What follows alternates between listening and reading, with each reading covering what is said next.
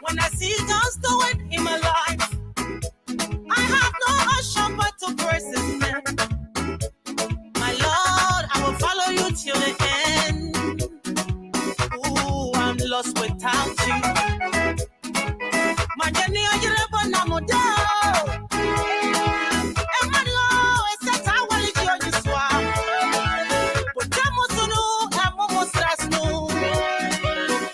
What a color, what's the other way?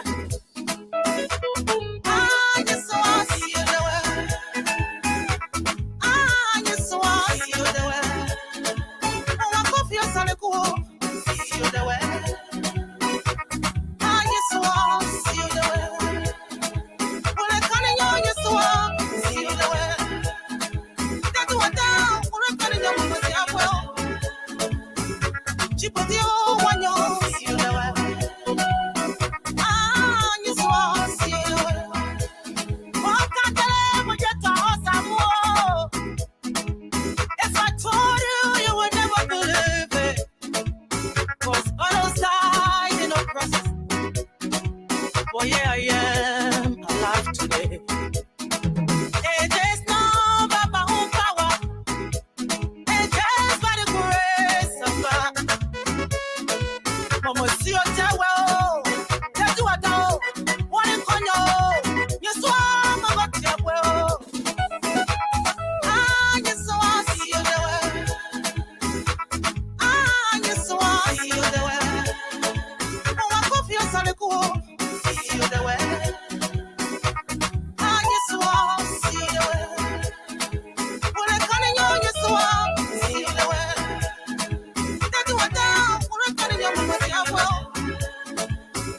Chip of the old one, you see you the way. I just want to see you the way.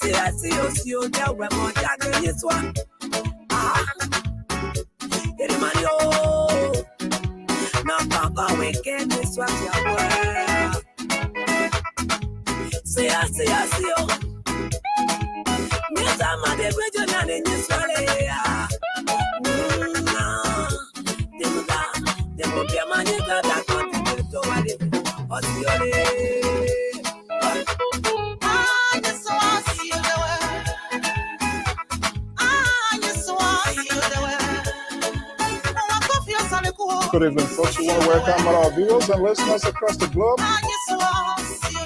This is Alfonso Zean Soe. And this is by Minister Dabina Johnson in UK. It's a Liberian gospel artist. See you that way. We say happy time Mother's Day in advance to all of our mothers, sisters, and all of those good people out there. This is the Liberia Public Radio, and this is LPR-TV special. I'm Alfonso Zean Soe right here this evening. We want to welcome all our viewers and listeners across the globe. Thank you for sharing this beautiful Sunday evening with us. A lot is unfolding, so no time to keep waiting. Abraham Conant, we say good evening. James Benson, 5 country collie. My goodness, I got to drink about 2.5 liters of whole gallon, perhaps. Rachel Bala is in the hall. Good evening to welcome. Aaron Poplet. Leonora Francis and my man Prosper is here. Good evening and happy Sunday. Mohammed Sharif, May Koto Blessing, Fred Daniel, and the list go on. Joe, we say good evening and welcome to the Liberia Public Radio and LPR-TV. This is a network. We say a happy Mother's Day to all of our mothers across the globe, and those committed mothers that we have right here on this network. Rain, shine, snow, whatever weather it is, you are always here. We say we want to welcome you this evening. Time of Zean Soe of the Liberia Public Radio and LPR-TV. Very shortly, the analysts are going to be joining me here, and we're going to have a conversation. This is LPR-TV special right here, coming to you live from the New England Bureau of the Liberia Public Radio and LPR-TV. That's the executive mentioned. A lot of conversations is expected to have here this evening. And of course, as usual, you will be part of the talking point as well.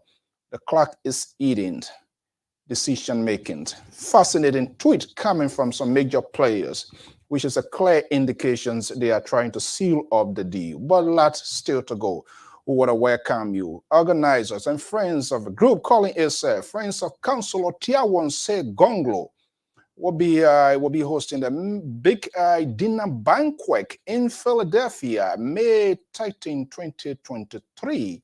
Arrangement in the making to Liberia Public Radio will be there or might be there as soon we conclude those arrangement to bring you those live happenings right there from Philly, where Councilor Tiawon Gonglo is not giving up. Also, a group of Liberians, Secan Community USA. Secan Community USA is a group of Liberians from the Sindo corridor, from the southeastern side. They will be having a second annual convention starting of the 8th of June to the 11th. Liberia Public Radio. A community, your friendly network, always there. Goodbye to make you to make your story, your narrative hard. We will be there as well, the lover boy, and who knows, the guy himself going to be there. I'm going to be bringing that as the second annual convention of a group calling itself Secan Community USA. We'll be hosting a second annual convention. More information will be coming out here. We're going to be hosting them here as well. What is all behind here? We want to say welcome to this program. Be the first to know. Rodat, Newvet, good evening. Nelly, good evening. Jacob, and all of you great people. We want to welcome you into this broadcast. And very shortly, the analyst is going to be joining us here. Welcome to the show.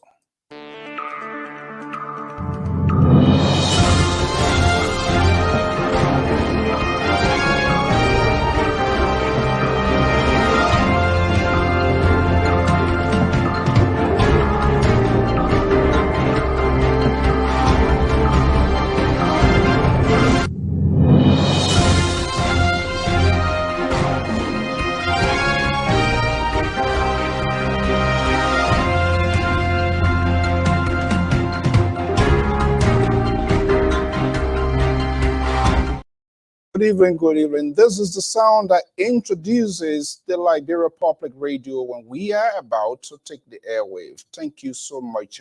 Happy Sunday. And we say happy Mother's Day to all the mothers on planet Earth, and especially to our committed mothers and sisters right here, always on this network. Without you, we will not be here. And so we always want to make sure to have to make you to know what we are doing and to recognize your commitment to this network. Some of you in Liberia, other parts of the world, you could be doing your work, you could be attending to family business, but there's a reason for which you find yourself here, and that we honestly and sincerely value. on behalf of the management and staff of the Liberia Public Radio in the USA, in Liberia, and other parts of the country or the world where we have our correspondents at La Côte d'Ivoire, we say thank you for your commitment to this network. It cannot be overemphasized. And so we are here. It's because of you, and that is ongoing. There's no way that we can allow this to go in having this conversation. That's the executive mentioned, the official residence of the presidency of the Republic of Liberia. If you are elected president of the Republic of Liberia, you have the keys to this beautiful building. And that's where people want to go. How are they going there? What is the conversation? Let's see here. Let's see here. And you see, it's telling us if it is to go ahead as planned, 156 days. It is important, extremely important, that we keep you and we have you reminded. Not that you don't know, not that you don't love your country, but everybody get their area. And so as we come here, we need to push that line.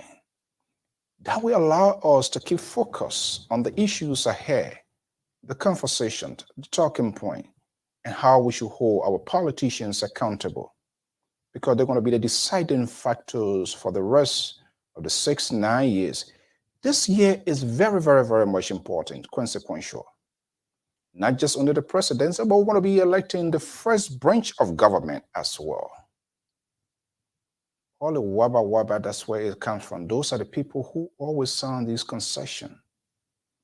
Whether they review it, they look at it, is in the interest of their constituents or people they represent? Well, that's a different question. I was told by someone today, I don't know, I have to validate that information. Mosorado County, I believe, district number 17, I believe I was either the second, but there are about 54 or 56 candidates contesting for the representative of district number 17 in Mosorado County. I like, really? 57 experience? So we're in this thing here. I think I better dash the microphone and go inside Grand G there as well. Something is inside. They profess they want to do it for our people. They want to do it for the love of the country.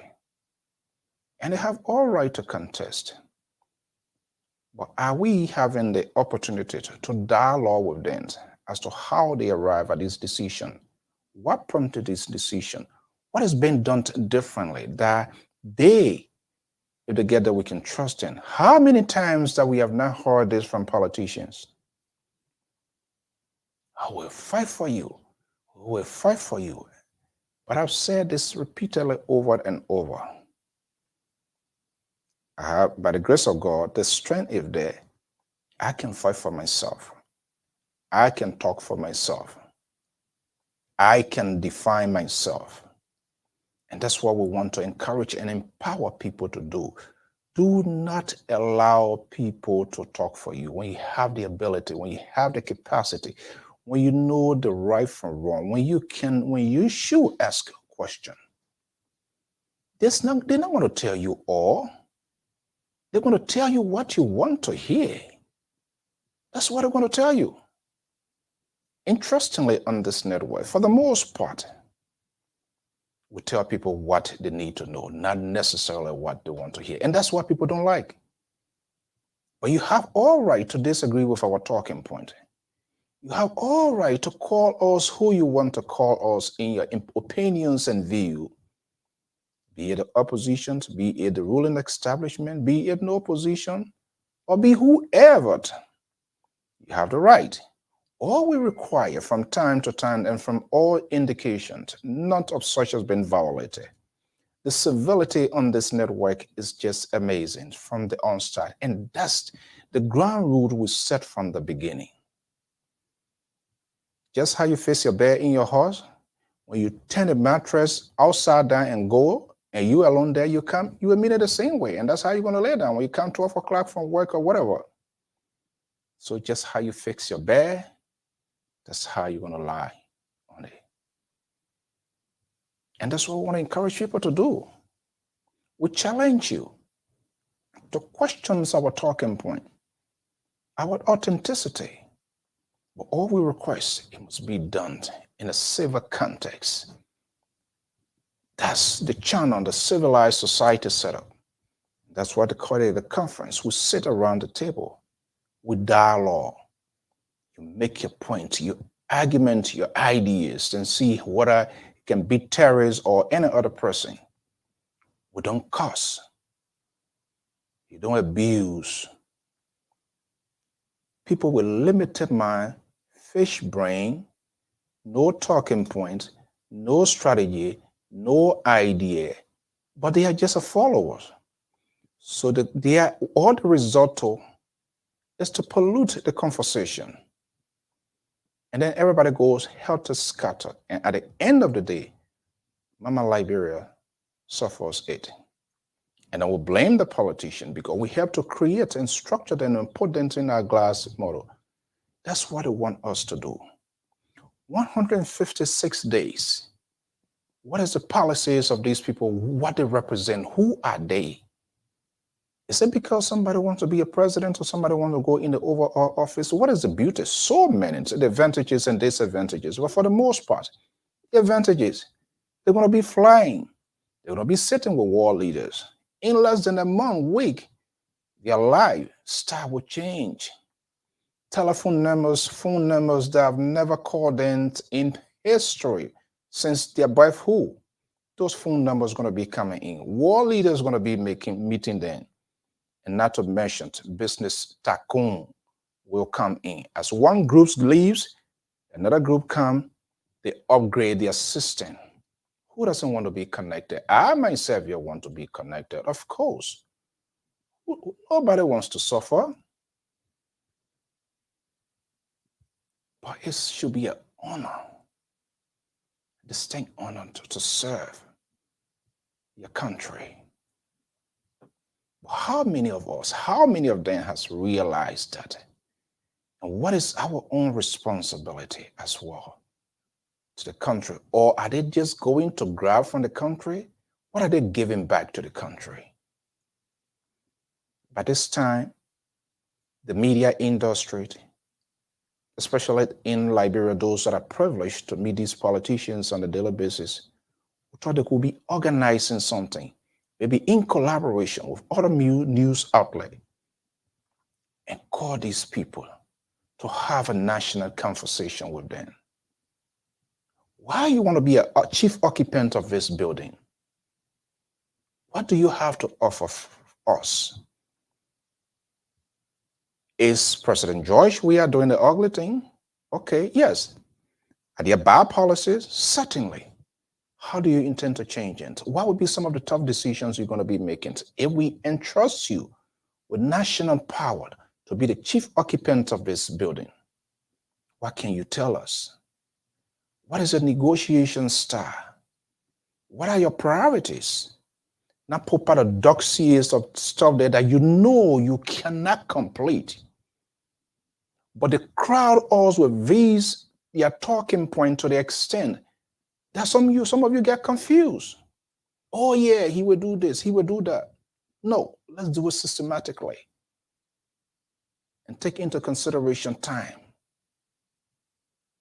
We're going to be priority number 1, priority number 2, number 3, how you intend to achieve that. Are you working towards it now? Or are you waiting to be elected as president, then you start it? Will you be a president who will extend your working relationship with those that even disagree with you, regardless of their political views and opinion? Do you have that tolerance to make that accommodation? Are you going in this office because you are Liberty partisan, you are CP/ANC or whatever? Or are you going there because you're a Unity Party and you're being a Unity partisan since the creations of Unity Party? So it is your entitlement. You and only you should be to serve your country. Why? They must sound silly. But these are genuine questions. What? They are coming in, the analysts. Some took position, some still observing. And they're hinking like a hinking garden. That's why when they come here too, we kind of hold them of their words.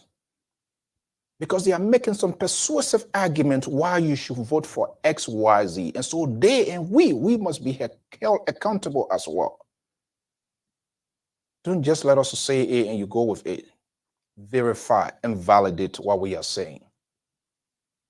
And if we put out the wrong information, we must come out here to say, well, we didn't do our due diligence. This is why no one should be left behind in the national conversations of the Liberia. And that's why when you call here, you write your comment, okay, that's fine. We can review you. But when you call here and you say something, you will be held accountable. I am Alfonso Zean Soe. Let me bring in Mr. Jones Malley. I don't know, he's still undecided or what he's waiting for. Is he waiting for Benedict Cummings to make an announcement or Tiawan Gonglo? I don't know who he's waiting for. It's kind of like, they're like this. Chameleon, one day, you know, you're liberal. One day he will this other side, another day his tone, his language look different. Good evening. We want to say welcome. I'm Alfonso Zean Soe, your chief presenter, 10 Angot, right here on the Liberia Public Radio, LPR-TV special, right here. This beautiful Sunday, we say happy Mother's Day in advance. Let me go right here and bring in Miles Jones. He is our senior contributor of the Liberia Public Radio. Are you going to the fundraiser so quick in Philadelphia or what? Although I'm at work today and I might be off and on. Okay, understandable. Mm-hmm. Thank you for your commitment to this network. And we're going to open the line. Yeah. Okay, so you like the black color? Who are we? You like this black, or let's turn it to some kind of dangerful color, right? You borrow, man? Which one? No, you make it. The boy is in your call. You just suggest here today. Let's go red and see. You don't know. Yeah, let's try red and see. Red looks sparkling. Aaron gonna get mad with me. How do I have to go with red? Anyway, let's stay there. Yeah, Barrow. I remember Barrow those days when the big game. Oh, I want to go flower SKD complete. They will all of them. Yeah. They will carry all. I'm telling you, the flowers. Of flowers. Okay, it's a Chroma. Good evening. Welcome. Okay. Look, Mr. Ty Jones. I had one top insider who were exchanging. I was curious. Send a message. You know, there's a way that you can fish in these people to get from them. Mm-hmm. And from the message, and then I saw the tweet. I believe you saw that. You saw that as well. Yep. From Senator Nyombli Kanga Lawrence, who happens to be the center of gravity right now. It appears lengthy conversation and potentially they could be wrapping up now. But her tweet here was quite interesting. Okay. I know you read it, but let's go it for the sake of our audience. As leader, we are open to talking with everyone in public and or privately, as we have always done, and under prevailing circumstances, our decisions will be guided by our principles in the best interests of our country. We will speak soon. Communication present. There are a lot of things this lady is saying. And she speaks like a real and right, like a real politician. It left for you now to perform a surgical operation.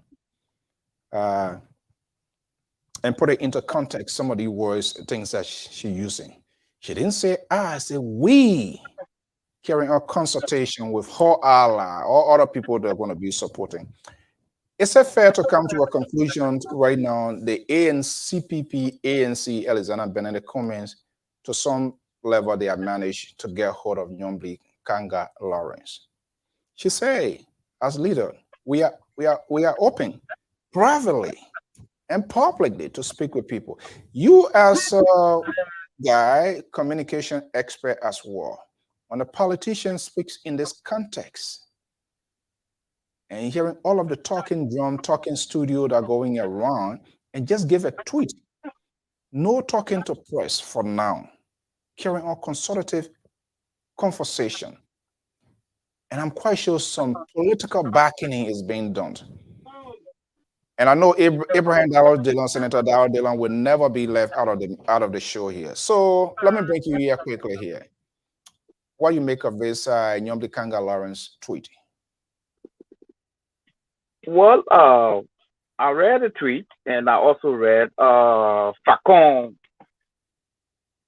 proclamation about some disclosure or some secret somewhere involving the C. Nyombli Kanga again. I don't know whether you read that. Who? Fagon? Yes. Carry on. Well, Facon's there are a lot of contradiction in what he already saying on his platform. But the whole thing boiled down to Helen Johnson Sirleaf having a secret meeting with Nyombli and impressing on her to go as vice president, and she insisting that Berete would need to grab arms, and there's a need for the peace talk, and a whole lot of long story he was trying to structure there.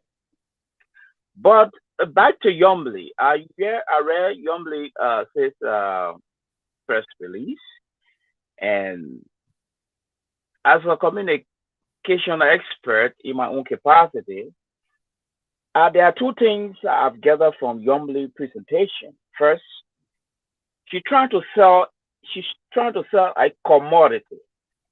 She's trying to sell a political commodity. And the commodity she's selling, she's not selling it to a particular buyer. But she's making the commodity to look marketable. She's making the commodity to look appealing. So it left with the buyers to now digest and review this commodity. This is where Nyombli is coming from. And my conclusion here, I see that Nyombli will be happy if she named as a vice president in any quarter. And she's not going there because she's vice president, but she wants to prove to Joseph Barker that she has substance. I think that's where Nyombli is coming from. That she has substance. And from my own assessment, I have got to realize that the seditions are more worried about Nyombli as a woman coming into the race who may be able to jam the women population and create a scramble ground in Nima County as well as in Bong County as well as the southeastern counties. So Nyombli is a force to reckon with. Even though we said that Nyombli is heading the Liberty Party wing, but I can tell you, if Berete goes to Grand Bassa County today and try to have a rally, you will be chased out of that place, from my own assessment. Nyombli is firmly grounded in that territory. Yes. So I think there's a behind closed door dialogue that first of all she got to accept Berete, and Berete got to make a confession that indeed you are the flag bearer of this party, but the issue of the Supreme Court decision that was passed, we all should put it one side and focus on Liberia. There where the Facon assessment came in. But the Facon assessment, I see a lot of contradiction in there. as compared to the Yombly presentation. Yombly is speaking from her heart, and she is selling a commodity. And whosoever go in for that commodity will be going in for Yombly. But as to which market she want to redirect this commodity, there where my little confusion coming in, and I try to do my own research. But I'm sure the commodity is leaning toward the ANC territory. Yeah, absolutely. Right now, she is from being the underdog. She has elevated her political style, and this is why she's going quiet, and this is why she's just only when she's throw a tweet, and then she goes out. We will speak soon. So, but from all indications, Musa Belete and the other wing of the Liberty Party, they are also to realize the need to consolidate their effort. In order for CPP ANC to be viable, to even think about the presidency, I don't know whether we should provide free consultancy here. Those people, they don't give anything. They don't something. They have no, not at all. But moderator, we do this for the good of the country. Because at the end of the day, when they screw up, we all feel the pain down the road. Yes, but here is a concluding point. From my own assessment today, I realize that the ANC is in a predicament right now. There's a confusion in the ANC camp because the issue of the vice president is becoming to be so crucial to the point where who to pick now is a problem. And ANC, they're having consultative meeting almost an hour long. So the issue of the presidential candidate is a problem with the ANC right now. But I see them going in the direction of a lady because it's very strategic right now. Getting a lady in now to challenge the status quo of the CDC vice president is something that even worrying the sedition. So if Kumi happens to take a gentleman as a vice president, sedition will be very happy. Look, from the one or two messages exchanged with this top insider, actually it's an executive, a decision maker. I don't like to get information from just people who would say and they say, oh, I'm speaking for myself. I'm talking about people inside. For all indication, they are almost to the point. But there are other attachments that they are working on still inconclusive when it comes, not necessarily. Belete and the other folks, they have come to realize. Initially, some segments of the Liberty Party of the Belete fans, they were trying to push the Belete agenda. But it wasn't working. And I strongly believe the actions of ANC, CPP, to hold back with this nomination, they were waiting to see the actions of the Liberty Party. They were like kind of caught up there and trying to see exactly which direction they're going to go. But from all indication now, the conversation now more or less is being pivoted to Nyombli Kanga Lauren. And there's no way ANC, CPP, they are forced to do that. In order to be viable into this race, you have to create that competition with your main opponent. The presidency is the power ball, is the key aspect.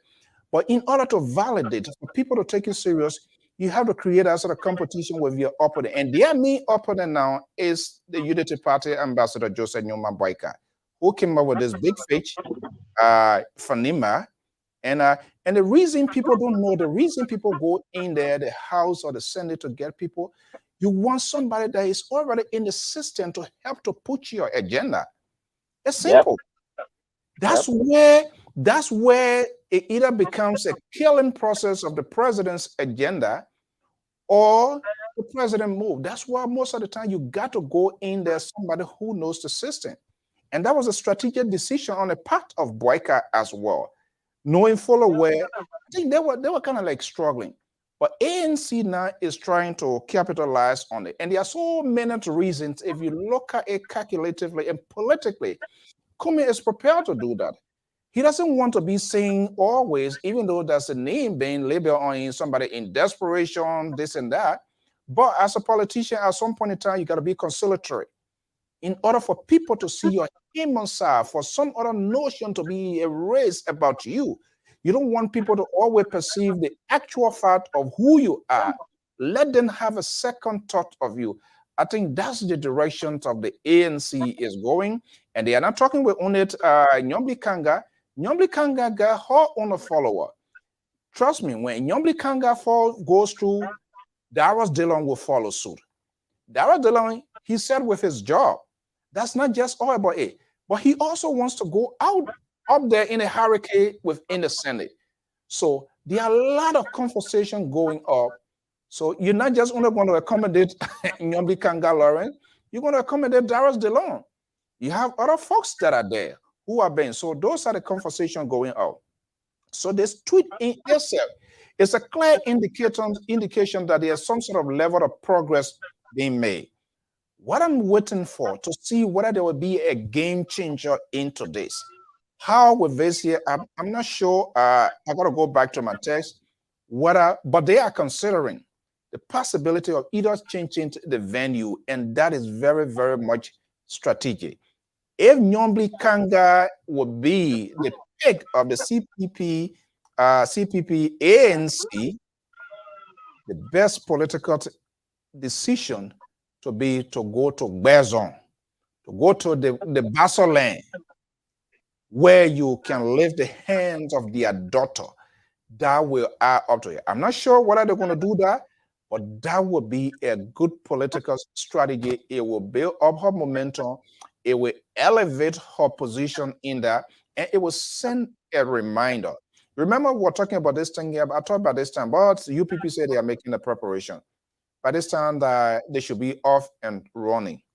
And interestingly, before you come in, our guy, LPR chief in Liberia, went to his own county, Nimbat, to do registration. And interestingly, from what he gathered and what he's telling us, people, not just the Mayans, but people are going to their county of origins to do the final registration. You know, the registration is being broken into pieces, zone and all of that, or counties or whatever, assigned by NEC. That's what people are doing. So the population that people see in Monrovia will not just necessarily be the one that people are going to dwell on. Do you think ANC making that pronouncement, I don't know whether they are called a venue, if they change that venue, for example, to take it to Grand Bassa, what do you think going to happen? I think changing that venue would be a plus.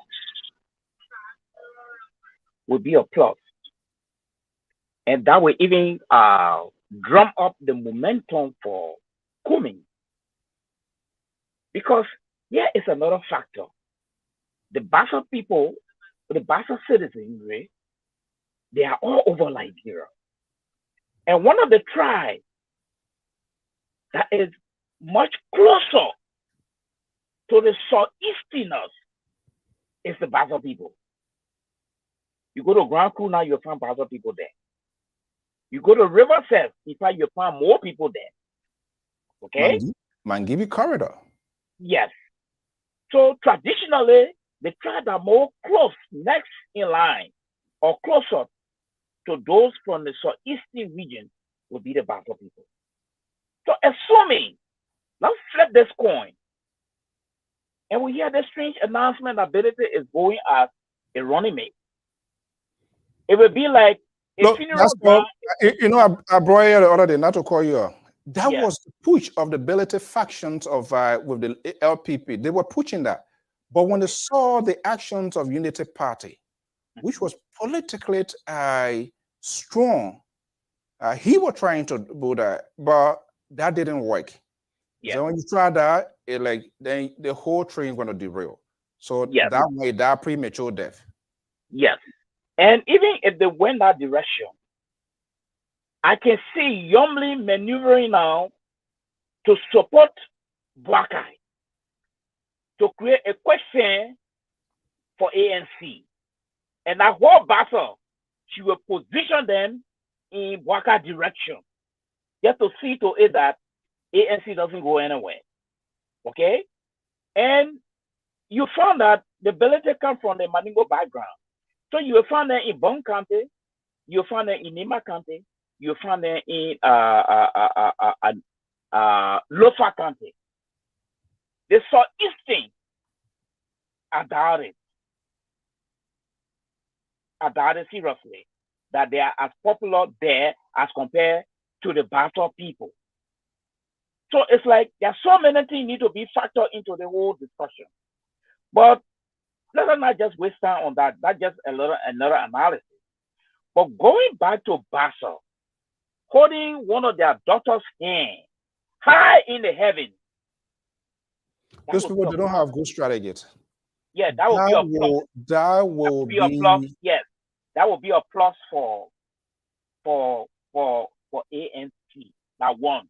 Two, it will disabuse the mind of the Bastolians that indeed peace has come in the CPP, and our daughter now, at least we won't see her going forward. A lot has happened, but if we're wasting time on the lot that has happened, we're not going to go nowhere. If we stay wasting time on the Supreme Court decision, we're not going to go nowhere. If we waste time on those who authored this document and we stay having that bad blood, we're not going to go nowhere. So, ANC must smoke the peace pipe then yumly. Yes. Because ANC needs a child. He needs a child to go across the river. All right. Let's go to Minneapolis. She can go to any mother. But ANC needs a child. So he must smoke the peace pipe down with Yumli.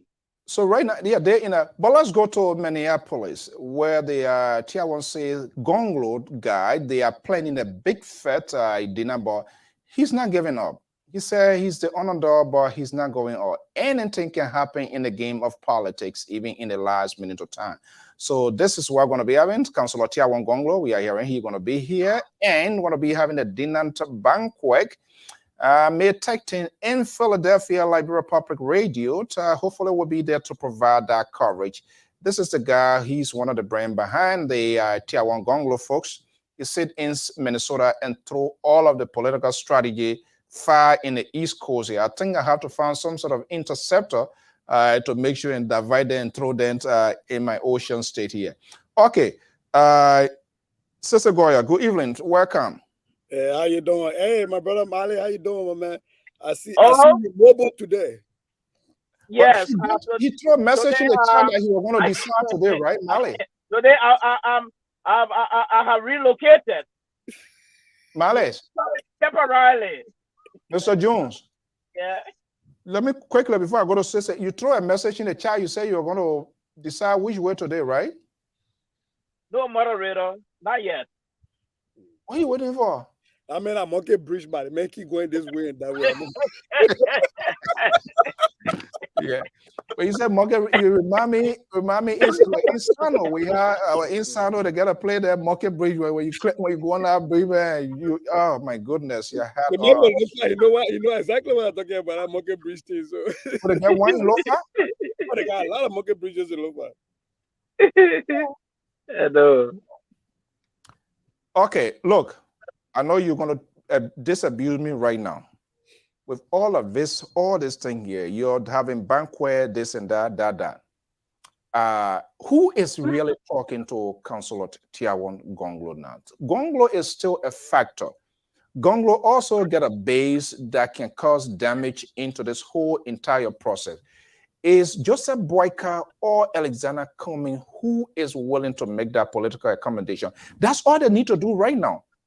The ANC, the Unity Party folks, that's all they need to do right now. Basically, not to undercut someone's political ambition, but looking at all that is unfolding now to cut a big political deal. Is that taking place within the LPP Tiawan Soe Gonglo, Sisi? Well, you're right. Let me push back on your premise. Let me disabuse you of that. Oh my goodness. I know that guy can't let anything go. Councillor Tiawanse Gonglo did not get into the race for deal making.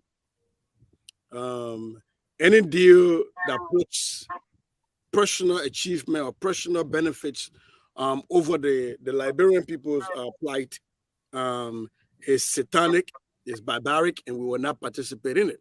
Now, if you ask me, which group is making sure that they tailor their message and they try to incorporate all of the councillors' vision and mission for Liberia, then that would be a conversation to be had, because the councillor has said over and over that if there is somebody who espouses the ideology he espouses and the vision he espouses for Liberia and have shown that they have the courage and the intellect to carry forth that vision, he will leave the race.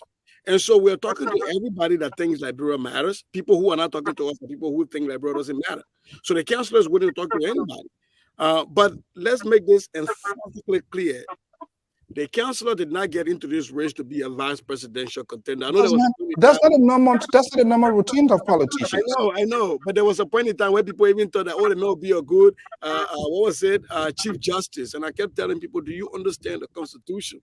You don't elect somebody for a Chief Justice position, No. and the Chief Justice position is a tenure position. So if we want to maintain the rule of law, we don't vote for somebody who will come in to take somebody from the Chief Justice position to put our guy in. But having said that, though, Councillor Tiawanse Gonglo is still making the rounds. We're still talking to Liberians. We're allowing these people to make their choices, which is good, by the way. I think that the ANC people were strategic. They pushed the Unity Party people and kept pressuring the Unity Party to pick their choice. And then they were going to leave. They were going to the buyer that get left over. So now that Joseph Boakai, you know, the buyer was picking it right. They took you made it the same rest. The buyer. So Joseph Boakai is picking his. Now the buyer is level, but now the ANC will pick. But here is the thing that bothers me, that the ANC and the Unity Party people feel like there's nobody else outside the echo chambers that they can go to select to be a good vice presidential contender for Liberia. I think that's a conversation to be had. But Councillor Tiawanse Gonglo is in town, and we hope you can be there. We hope all Liberians can be there. Go listen to the man who has the broom. You know, the people now announced the fixture 1, the fixture 2 about the con, the rescue 1, rescue 2 about the con.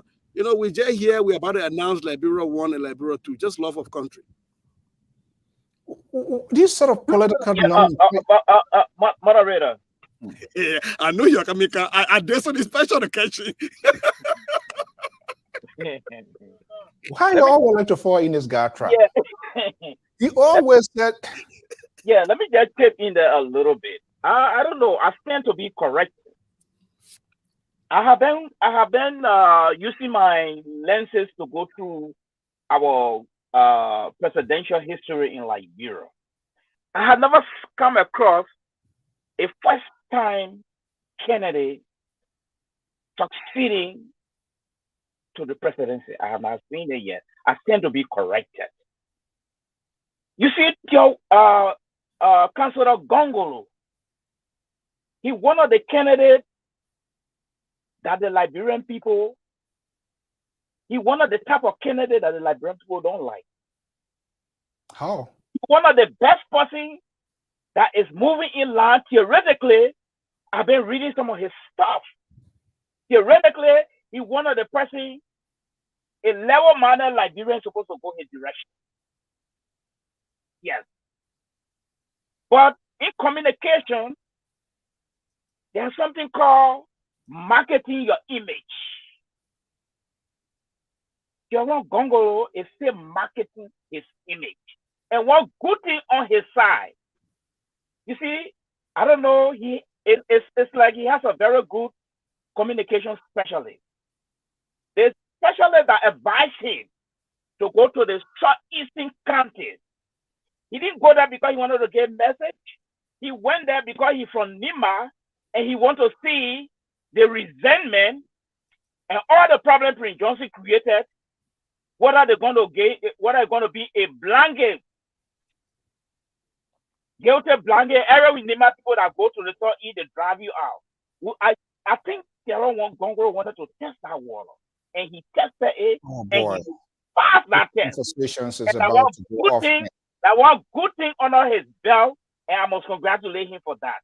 As compared to ANC, who even started in Grand Nigeria, and they had to chase him off. I mean, I don't want to go into that, but it was devastating. So what I want to say here is this: Tiaron Grongo just coming, and I let him move his tactical move. Are you one of those in this talking point? No. He might not go. He might not capture the presidency now, but the foundation he laying, if for any reason, the incumbent succeed himself, Tiaron Gongro will replace UP to be a front runner in 6 years. Okay. You know, I keep hearing, and my brother, Mr. Mali, I appreciate you. You know, on the issue of marketing, there's no product as long as you stay in circulation that stops marketing. Even Coca-Cola is still marketing Coca-Cola, right? After they left from having cocaine in their drinks to now no longer having cocaine. Here's the name. Well, but that is if why Amos George come on and then you talking about Coca-Cola? I'm just saying, I don't see nothing but people. Walmart is still advertising. So we're still the message is still there. We're still sending the people. But look, to your point about the Southeast, Zean Soe Gonglo is the first prominent Ibayan that went to Grand Nigeria and people gave him room to sleep. Yeah. Zean Soe Gonglo, when the Grand Nigerians were falsely accused of trying to overthrow the Ellen government and put in jail, he was the guy forgetting about tribal. He understood the idea of authority. And he knew what that meant traditionally back in the day before we came over and fascinating or that the people of Nibakate and the people of Grand Nigeria, they are interrelated. And he defended those people. And so I will tell you this: when you go to Grand Nigeria, the political party with the best offices in Grand Nigeria is the LPP. The offices we have in Grand Nigeria is even better than the one we have in Monrovia. So the point that I'm trying to make here is I hear everybody keep saying, you know, 2029, and you know, this is the first presidential candidate that will be running trying to unseat. Yeah, but never in the history of Liberia have we had somebody this competent, this qualified, this tried, and this tested. And so there is always a once in a generation chance for a once in a generation candidate that will transcend everything we've been dealing with. And Zean Soe Gonglo fits that bill. And that is why, you know, why everybody's doing the late and picking this, they're not picking that, somebody getting called to somebody, another person looking at somebody matter for their running mate. What we are doing is we're remaining steady. We are engaging the Liberian people who matter in this thing and not the echo chambers to ensure that the Zean Soe Gonglo presidency will encompass what the Liberian people want for themselves and for their children. Let's welcome ANC Diehard. Let me welcome my former boss is here this evening. Work with this guy, one of the funniest, the Armored Branding Samuka. I think the politics is. Hello to my uncle. Uncle Samuka, how you doing, Chief? I shouldn't toss that because when you finish slashing your uncle, then you ready to. That was I just put you on the spot. Amos George. Yes, sir. Good evening. Good evening, Mr. Soe. Good evening, Cece, and good evening, Mr. Miles John. How are you, sir? Great. Okay. You know, whole while we're talking here, by the time you pop in, Cece, I don't know, but anyway, I don't want to repeat what he says, so I can't be the one because at the end, you say nothing guaranteed with you before you not throwing it at me to say, oh, that you the one you didn't hear from Cece. So you're the moderator. Eh? You're the moderator. No, I don't want to say it. Well, if it's serious, he's not a moderator, he's a power creator. I didn't make a great power in if it gets smelt, it gets serious, we'll know it. Well, maybe you won't be like the people who will say it's in the interest of the state, but they can't talk it. Maybe you want to be part of those people.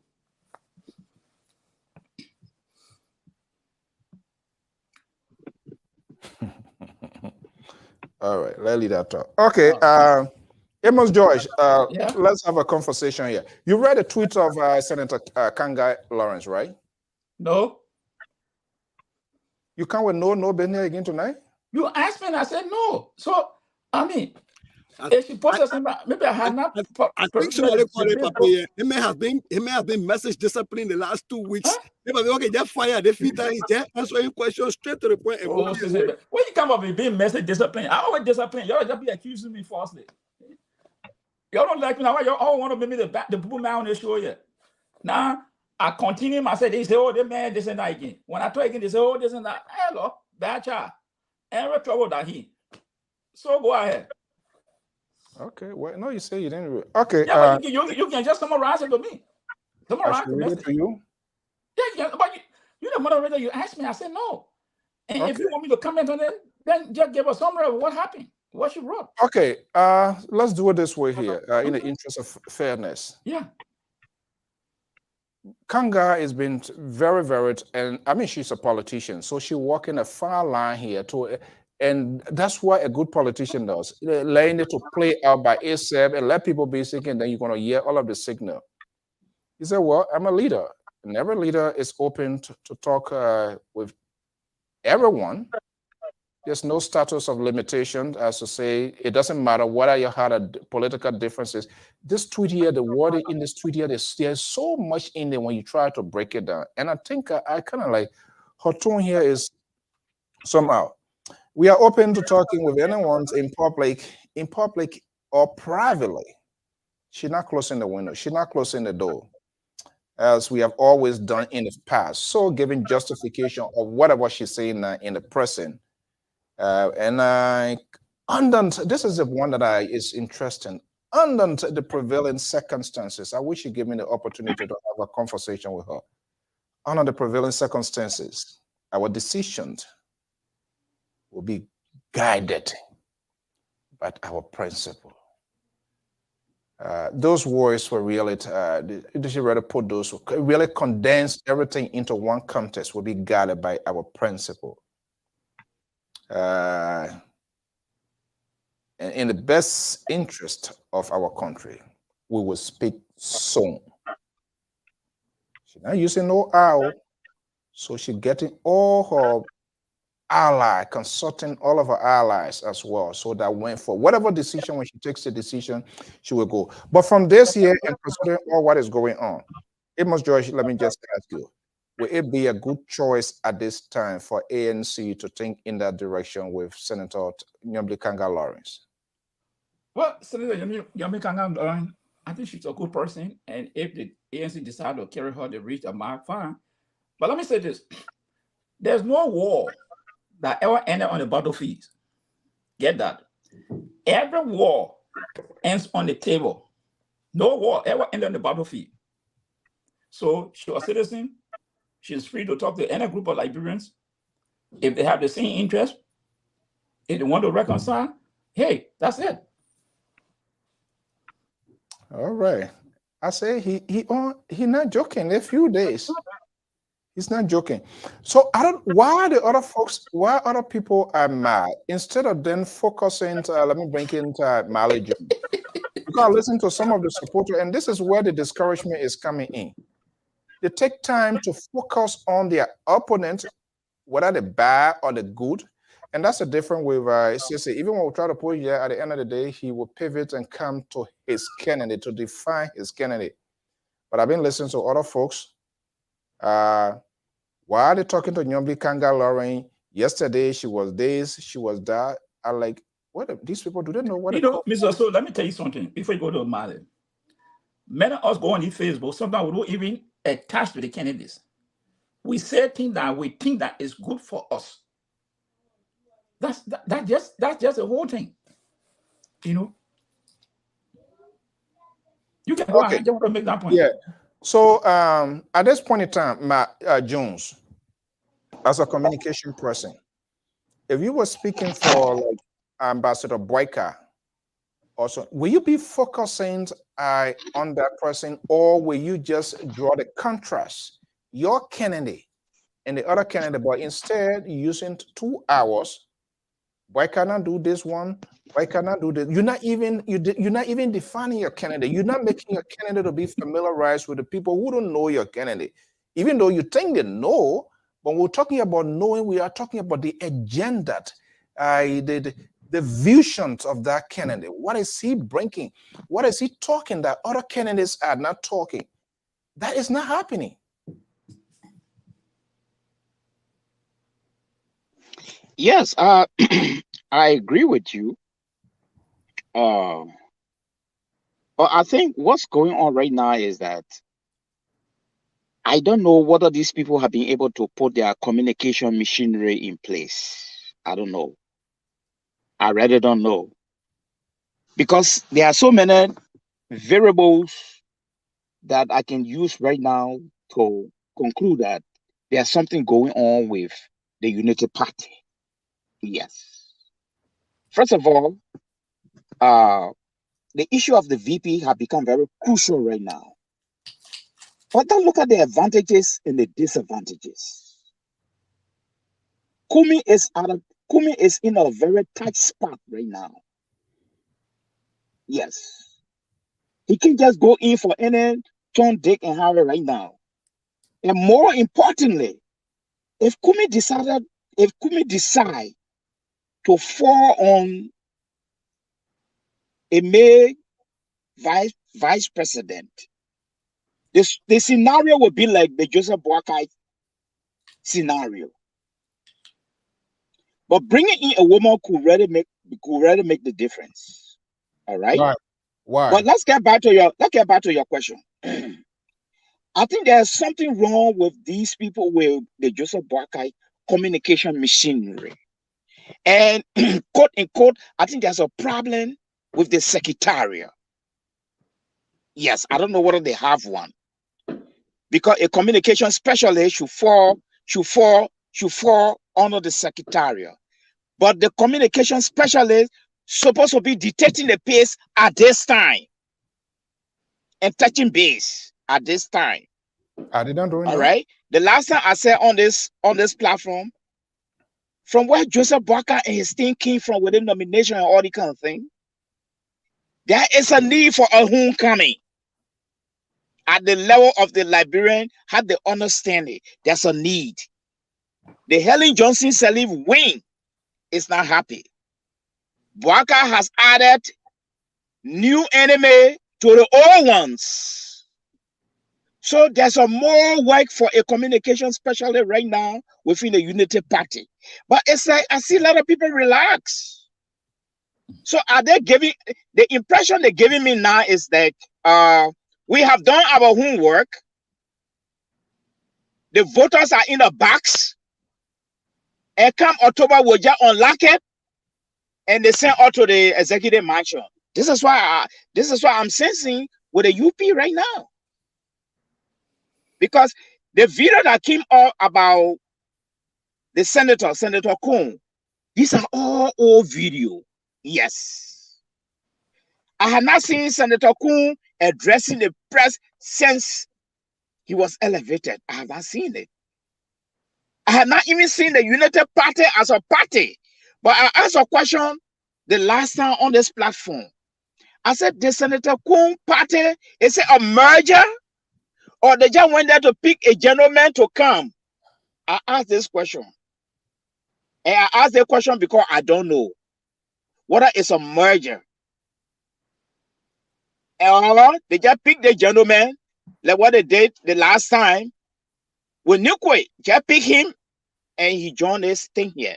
Because if it were a merger, we would have seen memorandum of understanding sign. We would have seen so many things being done. You see, this is what a merger. Yeah. Actually, these are some of the intricacies of a merger, but I did not see it. But let's get back to the whole communication thing. There's something going on. What? I think there's something going. Hello? Yeah, we're hearing you. What's going on? Okay. There's something going on with the people come here. It seems so. There's something going on with this whole communication thing. I can tell you that.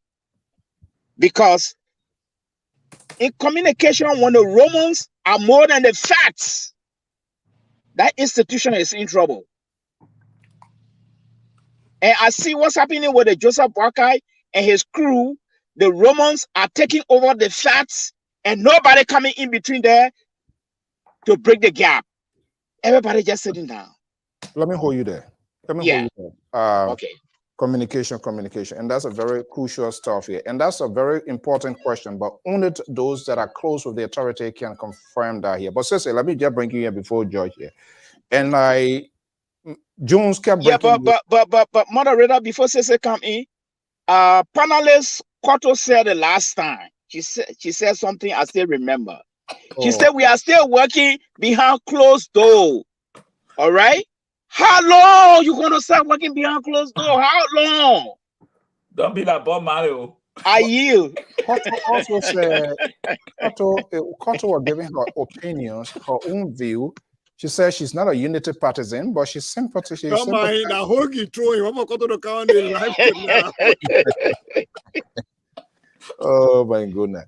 So quickly here, we saw this happening, but I'm quite sure it was not an overnight something. I believe there was some sort of conversation as to how long those conversations took place before coming into the spotlight. That's a different thing. But is it an open confederation, or is it just something? Okay, you know what? Let's just put it together here. I trust you. You trust me, like a gentleman arrangement. You take this 1 year. Is that something? Is that something they're supposed to do? He says it. Well, I think if I'm not mistaken, Senator Prince Johnson has spoken before about some coming together, some collaboration with other political parties way before Jeremiah Kun was announced. I think he did that in Imba County. So I think they have some partnership with the party, not just Jeremiah Kun. But look, let me say this, and this is coming from a die-hard supporter of Tiawan Gonglo. I think if Alexander B. Cummings picks Yombli Kanga Lawrence as his choice, that would be a major. You know how when you eating, you enjoying the food, then you not go get it, they not play it in your shoe, so kind of boom, get his in your throat. It made a whole food sour in your mouth. That would be a boom in the throat of Joseph Nyimambuaka. If Yombli is picked, if Yombli is picked, that would be a tactical and a strategic and a calculated move by ABC and the ANC or the CPP. Because here is where the problem comes in. The Unity Party people, would you go hard after Yombli Kanga? This person has been in your backyard, has been in your trenches, has been sitting with a pape. Will you go hard after her? How hard do you go after her without your own words coming back to bite you? Number one. Number two, she's a female. Do you go? How hard do you be measured, or do you get desperate and give and violate every norms of tradition, knowing that you have the elderly statesman who has been preaching traditions and norms? Do you violate that to go after Yombli Kanga? That would be, if ABC picks Yombli Kanga Lawrence, that will put a lot of problem in the strategy for the Unity Party. But that is not to say that would be smooth sailing either for the ANC. Now, remember that Yombli Kanga comes with DeLong. For a long time, a lot of highly placed AMC people have been calling DeLong fake because they said DeLong got elected and he was supposed to do something for Cummings and he didn't do it. All of a sudden, he's fake. Now, do they go back and swallow their words on DeLong being fake and coalesce around DeLong and move that? I think that would be easier. It will be much easier than what Joseph Nyimambuaka is dealing with this whole thing about people being mad about not being picked as vice president. So I just want to put it out there that if the ANC or the CPP picks Yombli Kanga Lawrence and they can mend fences between Musa Beliri and wing of the LP and Yombli Kanga wings of the LP, I think that would be strategic. I think it moves ABC and his group way into the major fighting zone. And I think that will be strong. Now, the issue that I think they need to learn from, and I'm hoping the ANC people are going to learn from this, because they've seen the mistake that the Unity Party have made. They pick a candidate and they did not play anything around that candidate. Because at this point, this man is new on their stage at the vice presidential level. They should have put this man in a bubble, in a cocoon, and have strategic places where he goes and delivers strategic messages. Right, he should be the guy out, because everybody knows JMB in every county. Not everybody knows Jeremiah Kun in most of the county. So this is when you roll out the mat, the red carpet, get him out, let him speak. Make sure you keep him on message. But they're not doing that. The one message, the one time Jeremiah Kun has spoken since the main VP was to come back to react to Edith Gonglo statement. You saw that video? Actually, I'm not saying that, but he did a video. He did I think a 10 minutes or less video responding to Edith Gonglo. I think Edith said something. Right, but you are the vice presidential candidate, and he kept talking about, oh, madam, if this was a beauty pageant where men are not allowed to come in, that is for the little one that I know, he says, not to interrupt you, I've been seeing some of his interviews and stuff like that. He seems to have a guy who is contained in terms of temperament. Why was that a good strategy to respond? He's not contained. That was bad. That was bad. It was very bad. And I think if the Unity Party people understand anything about morality and our tradition and going against after women and being this sexist and stuff he was after Edith Gonglo, they will either pull that video to the extent they can. It's a factor in by the election. They need to come up with some clarification, because that video was demeaning, it was condescending, it was sexist, it was below the level of a vice presidential candidate. And if this is the first video you release after they put you on the highest stage, the Unity Party people, they can't just allow this guy to run by himself. They need serious handlers around him, and I think they failed Jeremiah Kun, and to a greater extent they're failing the old man Bwaka.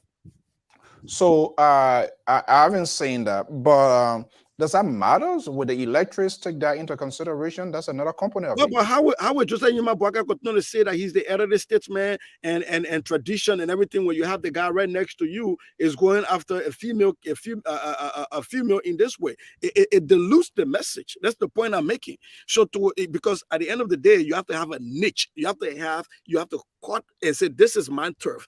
When you hear statesmen and elderly statesmen and tradition and culture, your mind goes automatically to Joseph Yuma Bwaka. When you hear about corporate citizenship and corporate responsibility and bringing in the cleanliness of government, the clean hands from the diaspora, your mind goes to Alexander Benedict Cummings. When you hear people talk about the rule of law and the people serving and everybody, your mind goes to Tiawan Gonglo. So if that is your brand, and you have your vice presidential pick kind of almost saying things that goes against your brand, you have to come up to clean that. Amos Joy, let me bring you here. Sese is a supporter of Tiawan Gonglo, so he creating a cutting edge here now with this two rival. And I said that ANC, CPP, and the Unity Party, they must have that sort of intense rival in order to validate their position to be a main challenger if it goes whatever round, so that the other side, Unity Partisans or other people sitting on the edge will say, we thought this guy was not this here, because you got to be competitive first and foremost to your opponent in order to get that political space here. So let me ask you this. With all of these hooks being put on the air by Sese, who support Tiawan Gonglo, how can ANC/CPP or the Unity Party, how can they go after one of their challengers? What sort of strategy should they adopt? Let me say this. Because when you say something, people will say, oh, maybe you try to do this and you might potentially alienate voters. But you got to also do some punches. But how should they go about to do it? Let me say that. Sister has not seen anything, out of the blue. He said it. And he was condescending on this lady. There's nothing going after someone, disagree with someone on policy. But he explained, I saw the video, that the contested election, he won the election, and he's from Nima County. And he went there, he said, I want to tell her, if that be the passion, I will not go there. But if that man, then I will go there. Something like that, he said the phrase he used. That's condescending on this lady. You can disagree with her on issues, but you can't go down in the gutter on her and you expect us to say, oh yeah, he all right. No. Just as I will always say, I will wrap it around on our Bwaka. Just as a man he attacked. And if he said, as he always said, that he believed in respect, dignity for people, tradition, coupled with tradition, and the man that he picked the wife along with him, signing condescending on women, and nobody from the Union Party has even come out to clear the air what Kun meant by that, then there's a serious problem. That's a legitimate issue that will go after them. It's not character assassination that he's trying to attack ANC, for something that he did not say. He said it. are you calling ANC, for example, to push that line as well? I don't have to call on ANC. I'm speaking also as a human being. I will not address anybody like that. Well, you support ANC. You support it. So it's like indirectly, we will go after these people based on Mr. So that is a fair line for Mr. Jeremiah Cohen and Uniparty to explain. I'm not spokesperson for ANC, but I'm seeing. Okay. Yeah, come in. You did this on purpose to cause another chaotic situation here this afternoon. So now, should Ambassador Boyka or top insider of Unity Party, what can they do? Should they distance themselves from that statement? Let me tell you. Yeah, address it. The Unity Party don't care. They feel that they got all the voters in the end. So whatever they say is why would Amos Joyce say that? So to be fair, because this network, this platform is a credible platform.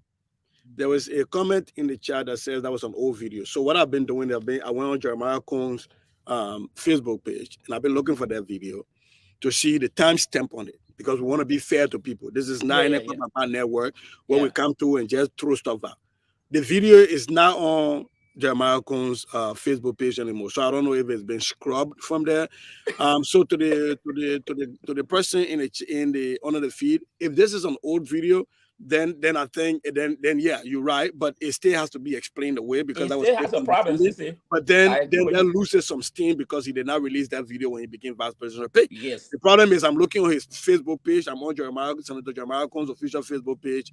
The video is not there, so I can't tell now whether it was yesterday or 10 months ago. So I want to be fair to Jeremiah Cohen and his supporters, because this is a credible network. We got to be fair about that. But to answer your question, whether or not this video was 10 years ago or 10 hours ago, the Unity Party, that's why I told the other day when my sister Koto was here, I said these people should have done their research a long time. What dossier did they consider when they were picking their VP position? Because they should have had all of these pluses and minuses and be ready to make sure that they move on to minimize the minuses. And some of these videos will be some of those minuses that they have come out to explain and maybe put in context. Remember once on this platform, we talked about the Cummins hammock picture. Yeah. And I said the people around Cummins did Cummins a disfavor because they did not put that in context. They allowed other people to create the narrative around that, and it took seed because there was a reason, there was a context around which Cummins got in that hammock. It was not because he was high above everybody or he was an American Liberian coming back and the indigenous people putting him in a hammock that used to happen back in the day, but because the ANC strategic team or the communication team did not frame the conversation. They allowed people to frame the conversation. And so I think when you wrote out a vice presidential candidate, especially after this long time while people have been waiting, I would have hoped that all this time the vice president was taking to announce, former vice president was taking to announce his pick, would have been time that the machinery, the Unity Party machinery would have been put in place to make sure that they are guiding their choice and rolling him out. But they haven't done that. My only thing though to Mr. George is that I hope the ANC is seeing this, and I hope they're learning from the mistakes the Unity Party is making, so that when they announce their fixture too, that they are ready to roll that person out and maintain the momentum, because you got a long time to go to elections. Oh yeah, Sister, thank you. That's true. And Mr. So, I Sister was saying, what the person asked, even if the video made 10 years ago, that is part of your record. When you get somewhere, and when they come, you have to defend it. So there's no way around it. Let's do it. What I said, 5 years, someone can question me on it. It is my responsibility to explain to them. Okay? So whether it was made 2021, and it took some video from Nigeria, Kenya, and things, and they say people are Abuja. I mean, that's how politics, the high. You have to come to clarify it and send that video, whatever it was, Honorable Kun that posted it, or someone that posted it for whatever reason. It was incumbent on the campaign on Mr. Kun to come and explain what he meant by that. But everybody going to say, okay, you know what happened? Forget it, man. Anything we say is okay. The Liberian people, we got them. This is what they're telling you. Okay. These people are not prepared. Because as Cecil was saying, or Mary was saying, since the nomination, how many press conferences the vice president has had? I think ANC, one thing I know, when after there's one year, it will not be easy. We will not see, because if the way you're making address the nation when you be president, it will not be easy. Every week, hey, I say president can't talk. We come and get one president that will talk. So no, but the idea you have when you travel or things, then when they are issuing the country, you are the last person that people want to hear for. Always assuring the people, even if it's good or bad, but they'll give the person some assurance that somebody is looking after them. That's just let's get some random samplings of views of our onliners here. And I've been hearing this, and some people been talking. I don't know what they are saying and what it means, but that's his view here. He can express this. Kelly T. Caselli, hopefully I'm calling it. If Nyomblin listened to President Helen, her political career is over. She needs to play her game with care. Why will she is a former president of the Republic of Liberia? There's no way we would disagree with her. In every political institutions, there's other people, they are influencers, there are people who there to make things happen. And they have their political weight. And not just only saying it, it comes with resources to execute an effective campaign. Why people are upset with Helen Johnson adding her voice to the political discourse? Why? Yeah, anybody can come in. Why should people even, why they should make deal of that? So before Emojo come in, let me bundle something, because I know my brother Achimbo Ferry will come for me again. Here's where the ANC got to be careful. Or the CPP, however name you go by this time. It's so different, and we don't know where we're gonna name you go by anymore. But when Jeremiah Coon, coming from the MDR, was selected as the vice presidential running mate, major players in the CPP and the ANC chose to see beyond Coon to look at the invisible hand. And they said the war crimes code was dead because Prince Johnson here is behind Jeremiah Coon. Now, I want to see if the ANC people will equal, like my baby Liberal can say on this one, because if you pick Yombli Kanga Lawrence, and if the narrative that is out there is true, that she was pushed into making this decision by former President Sirleaf, then we too want to see the invisible hand behind her. Is the war crimes court dead also because of that? Because Ellen Johnson Sirleaf is a major factor in the war in Liberia. So let me wrap that up. I'm a bit before you answer all your questions. I want to let me say this. The people who are seeing this now, and if the ANC folks are listening, this is why the communication come in. Start to debunk this. Because what they're trying to do now, their decision they made, they want to now push you to wrap Ellen Johnson, to bring her in now to the Labour Party, that she is the one that cut in the shot for them. Because, turn it around, if Ellen Johnson today endorse Joseph Walker, will they say the same thing about her? He answered my question about the war crimes code being dead. He's very good at that. You're doing what about me? He won't answer that part because what the ANC people can do. He wants to answer that part. You see the Louis Brown and what you're coming to do now. I know you maybe you want to be in sympathy with your uncle, but he can't help himself. You're not helping. There you go. He goes to sit down to Gonglo then. He rather go gutter with you. Trust me, you can't hold back. Who is uncle you talking to? He know his uncle, man. Don't tell me. You're talking about Sir Joseph. Ain't talking about Senator Sir Joseph. You're so cowardly. So here's the thing here. If Ellen Johnson right now announced that she's supporting Joseph Boakai, that noise we cease. But because their decision they took, so now they want to create a narrative that Yomli Kanga is not Ellen Johnson that remotely controlling her. Once you are by Honorable Boakai, he going to Basel. Did they call Ellen Johnson in? They didn't call Ellen Johnson in. Nobody could call that was one name. But now, see that they say Yomli Kanga post that she opened to talk to anybody now. Now you see what they're pushing out. Oh, that Ellen Johnson Sirleaf. Oh, that Ellen Johnson Sirleaf. So all the time she was with you people, who were cutting the shot for you people? When Joseph Walker was visiting her, who were cutting the shot? This is the So, convoluted. Mr. Joe, can you answer my question? If it is true, assuming without admitting, the narrative out there that it was the former president that pushed Yombly into making up her mind. But yeah, Should we draw the same line that your group let me say this. Should we draw that same line with the War Crimes Code? Oh, no, let me say this. Mr. Comey's position is very clear on this. Mr. Comey's position has said this, that the War Crime Code or anybody close to him, if the War Crime Code come, they will go there. Ellen Johnson Sirleaf has admitted participating in the war. There's no excuse about that. Let me ask a question. Maybe but you have to answer the question, Babe. Should we still draw that same line? Can you tell the man you plead the fifth? No, I will not plead the fifth. I'm just saying. Listen, Mr. Soe. Cesar will not force me to answer a question the way he wants it. Let's get this clear. Okay? So Cesar, you can push your narrative, push it. Uncle Joe will cost on dry rice with okra and small soda on it. We'll sit and we'll eat it. So you see, this is a frustration in this whole thing. Everybody protects their own alligator.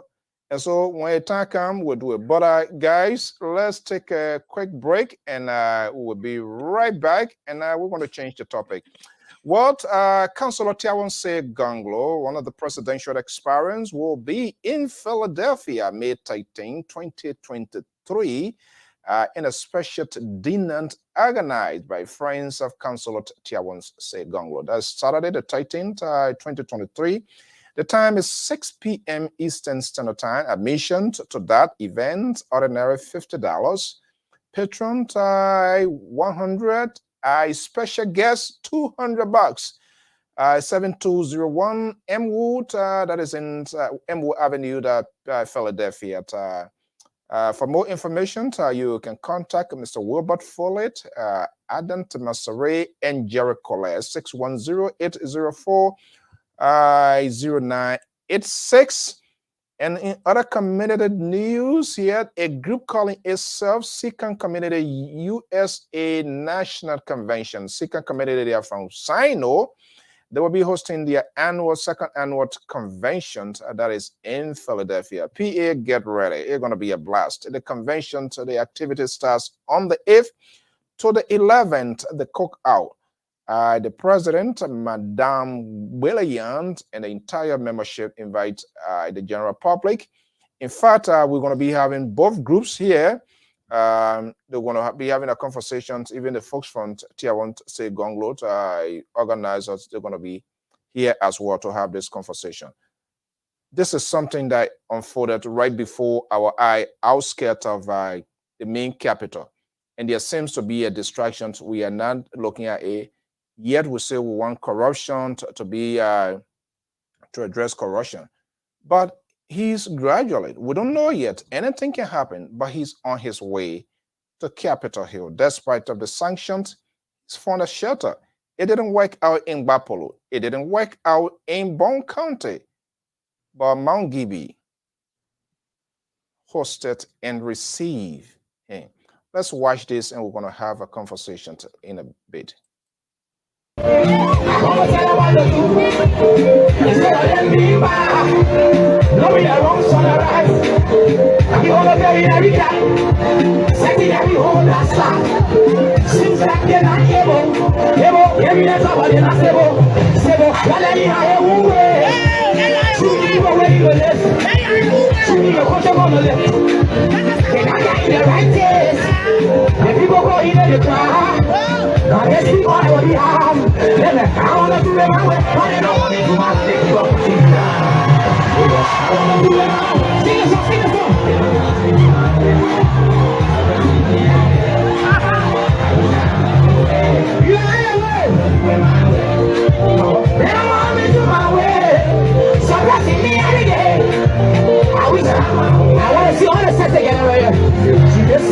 She said she wanna feed me tonight.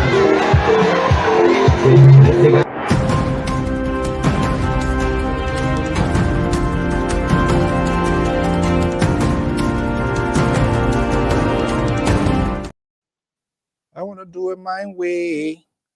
Guys. My almost representative there, Takunjeo, Jonathan Kofa. He tend to stay single now. Hey man. The man running last election will be represented. They're doing their own way. It looked like the punky I got to survive. like you usually say, I think the porcupine is out of the zoo right now. It's in time catching fresh. That porcupine will soon go by again. You see how they make it do it like you're doing like it's a bear in hibernation. He come out, he go by a high hibernation. No, but usually we usually found people when this event takes place in the interest of fairness. Oh, there was no crowd. When a crowd comes, oh, we're not sure these people are going to go. But I think Nokwe Emmanuel, Senator Nokwe, has done everything being on attack without calling his name. He's been very strategic. Oh, we can't allow a stranger. But I've seen that rally, Mangibi, seeing that rally. He was given a public stage to speak at the Booker Washington Institute the other day. I thought that was at Rock. That was at a high school. I don't think that would be the campus. It was at some Rock, I think Rock Institute, something. There's a high school campus. Well, okay, and then I have to go back to that. But it sounded like and our guys who are watching it, if you can also get yeah, okay, whatever it is. But he's been given huge public attention. I don't know whether that number that people it can translate into vote. But is he on his way to Capitol Hill? Look, let's be fair, right? Put everything aside about the sanction and everything. Nathaniel McGay is a strategist. He's one of the brain trusts that brought the CDC into power. You can't deny that. The man knows, he understands how to conjugate the verb to eat. I eat, you eat. And we get everybody something to eat. And in Liberian politics, if we don't understand how to conjugate a verb to eat, halfway to get elected or to stay in power. McGill, love him or hate him, understands that. And so it will be difficult for a candidate running against McGill to think it will be an easy win. I just want to put it out there. It'll be very difficult. For anybody to run against McGill, they might win him, but it will be a drawn out battle. Remember, McGill still got money, and he still got people that he put in government that still owe loyalty to him. That pay for play scheme, it ain't just because they sanctioned the man went away. There's still people that still giving the man a leg or two that will still bring their powers to bear. So the porcupine, as much as I would love to see it in a zoo 100%, sometimes you keep chewing under the fence and coming out. So the porcupine will continue to come out and go back in. But let's be very fair though. In my GB, there's going to be a battle.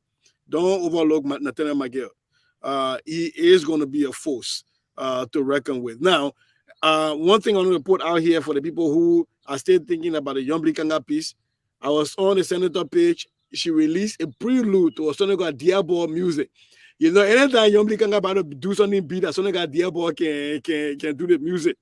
There is a prelude she released, I think was it yesterday or today, to a Sonic Diabo music. And I believe that music will be the music that will roll her out into being announced as fixture 2 for the CPP. Y'all just watch out for that music.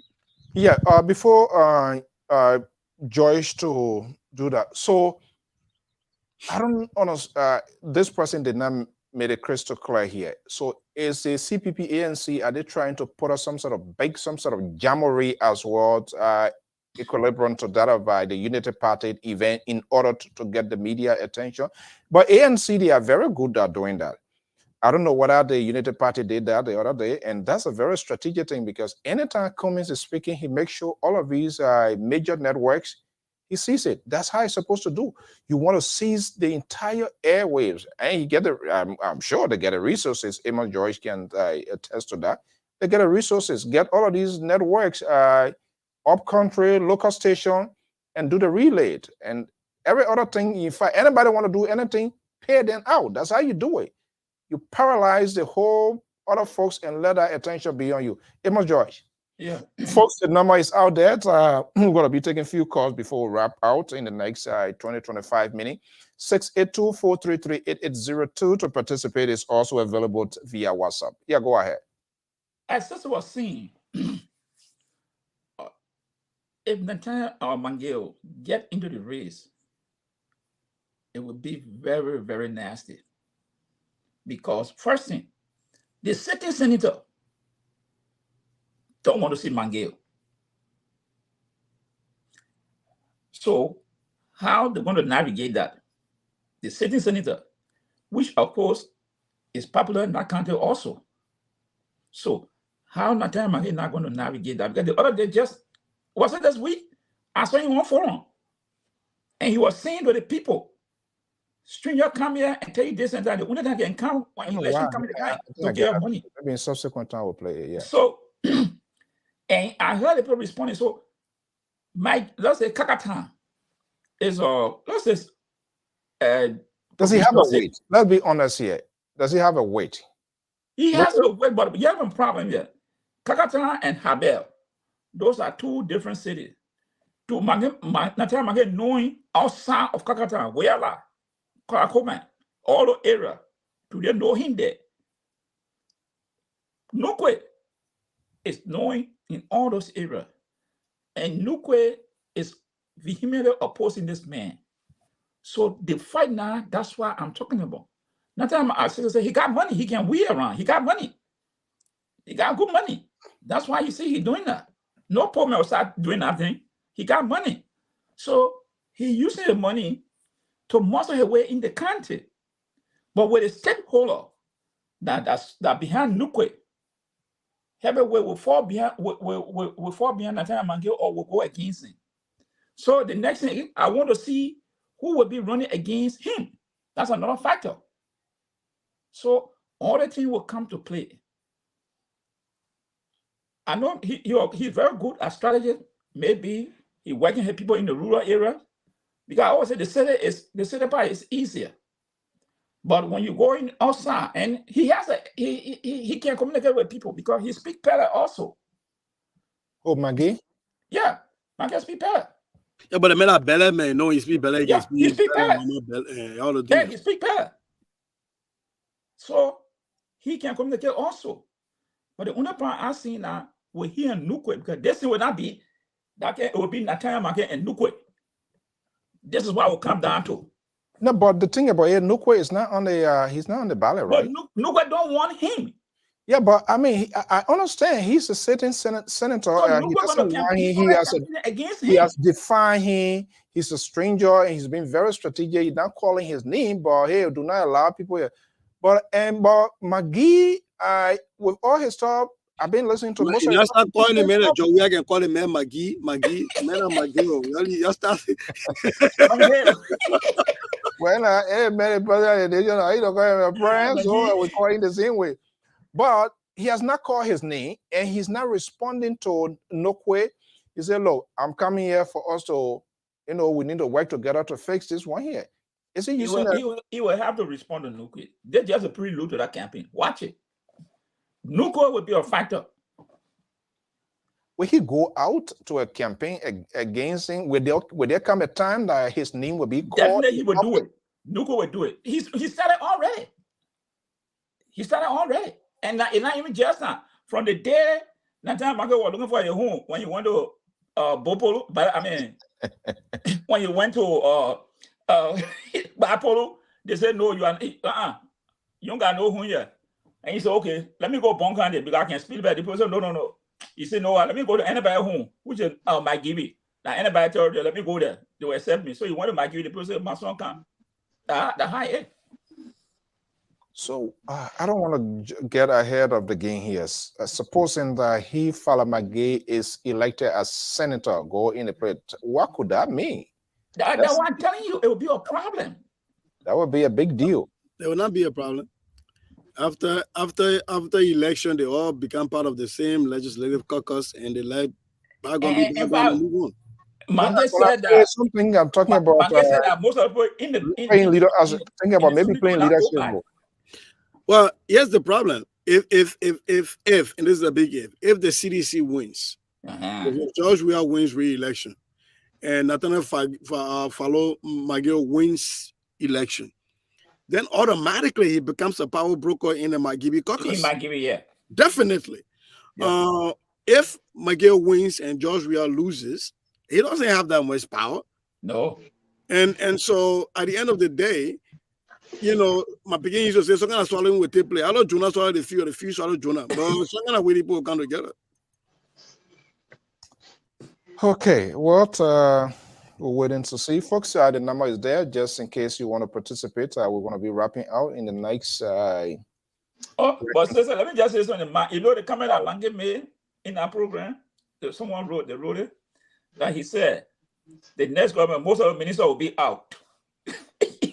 He said they brought to me. He said they brought to me. They put them in their own community. Mm-hmm. Okay, or is it the what? The people what? The me?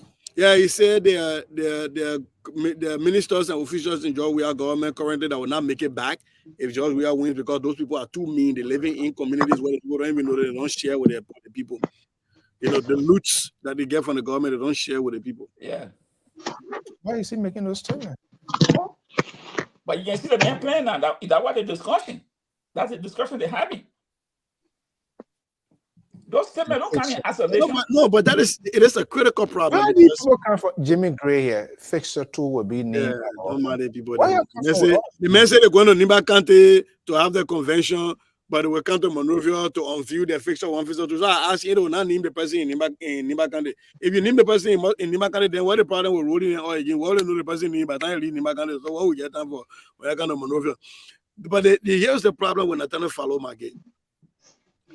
He's feeling that he's been abandoned. Yeah. He's been abandoned since the sanction because there are people in the party hierarchy that are walking a tight line with him. As you can see, all the time he's been running, the CDC officially has not come out to his event. But you have not seen Mora Molu with him. You have not seen Jefferson Koji with him. You have not seen any of these people in the top hierarchy of the CDC with him. Not even people like Akaras Graydon. I'm not even want to be with him. So he's feeling that pinch on the one hand, and then he's looking at stuff that he put together as a master. How can they come up publicly? This is something. What happens? What is the guarantee that they are not having these conversations behind the screen that you don't know? I don't know. No, that is a fact. But here's the point I'm trying to make to you. Is you can tell from McGill, you can see from the man body structure and the way and every way he lost weight. Is that, let me tell you something. It's one thing you must have thought behind the scenes. One thing you can come in the street and talk for me. Those are two different things. Because a Nathaniel McGill running outside of sanction, you know everybody and their grandpa from CDC will be in that place. Not even the lower level people. Forget about Jefferson Koji, forget about Mora Malu, even forget about Akaras Gray. Not even the lower level seditians from the party hierarchy are running to him. So he's become like a leper. Nobody want to touch him for the guy leprosy. And that is bothering him to the extent that at that program, it was not even at a press conference where people asking questions and say, "Oh, I'm not expecting that question." He volunteered that information that people in George Weah government that are mean, that they will not come back because they mean to their own people. Is that appealing? That conversation. Let's reconstruct his language. Is that sort of appealing to him? Because to be honest, his exit at this time here, it was a big blow to the CDC, to the establishment, because McGill, he was almost like the Kekuraboto type, that sort of communication, the language, speaking the language, the understanding, that appealing to him. And when he pulled that plug, that was a big blow there. But is he communicating with the voters in a specific language there? Look, these people now, you guys know me when I was in authority. Things that I used to do, talk and do, that's the name. But see now, is that a special way to kind of like appeal to voters so that they were given the opportunity? So if that is appealing to the voters, then that means you're throwing somebody under the bus. Who are you throwing under the bus? That's what politics is all about. But I get it. Somebody can be victimized. I get it. But why should the collateral damage be your own political party if you're not unhappy with them? That's the point I'm making. So, because otherwise, there's so many people you would have thrown under the bus. But to pick the collateral damage to be people from your own political party suggests that somehow you got some unhappiness with them. That's the point I'm making. I'm not saying he's not right. I mean, he's a tactician. That's a fact. You can't take that from Nathaniel McGill. He's a tactician. Mr. Jones. Yes, sir. Okay, the porcupine is out of the zone. You saw that rally there. My guess yet, well, like it or not, he's on his way to capital. He is a factor in Mangibi. If anybody thinks that you think he's on his way, he's doing it quietly, no noise. I don't think he's really. Yeah, he's worrying inside, but phone, text messages, rolling on. You understand the conditions, you know what is going on here. But trust me, we are with you to the end of this marathon here. Haven't not in the building at Capitol Hill. What would that mean? Yeah, this is just a clear signal that we have a very fragile and feeble political system. And it's very sad to see systemic corrupt official being celebrated to the teeth. That's just tell you the type of people that we're dealing with in Liberia. Yes. So this man, he has been declared a corrupt official, even removed in government. He's still a player. This man now going people behind him. The people had even refused to believe that the man is corrupt. Can you imagine that? The people refuse to believe that this guy is corrupt. And so they're pushing him now to go to the Senate. So what kind of society are we really running? It baffled me a whole lot. Except because I came this way and now seeing the opposite of things? Or is that a normal thing for us at our level? The crowd the men were pulling, I saw that crowd. I even had some friends who then I went to school. They're supporting this guy. I can't even believe it. All right. So then that means corruption has become a way of life where it's no more a problem. Even when you steal, we'll still glorify you and give you your flower. You see? And you notice this guy, everywhere he went in Magibby, he using Joe Weah also. He promoting Joe Weah. He is, and like Cesar said, the guy, he's still a tough power broker. I'm telling you. He's a very tough power broker, and he a tough man in the Lebanese community. Very tough. Yeah. I think we know the interpretation to that. We can go in details because we don't have the facts. No, I better Lebanese. Okay. Okay. So I learned that I stand to be corrected, but they're unconfirmed sources that the man is still on active payroll. Yeah, I've been hearing that. I don't have that evidence. Nobody should attack me. But this is what I gather. I'll talk about No, we'll have to talk. Maybe somebody may have idea.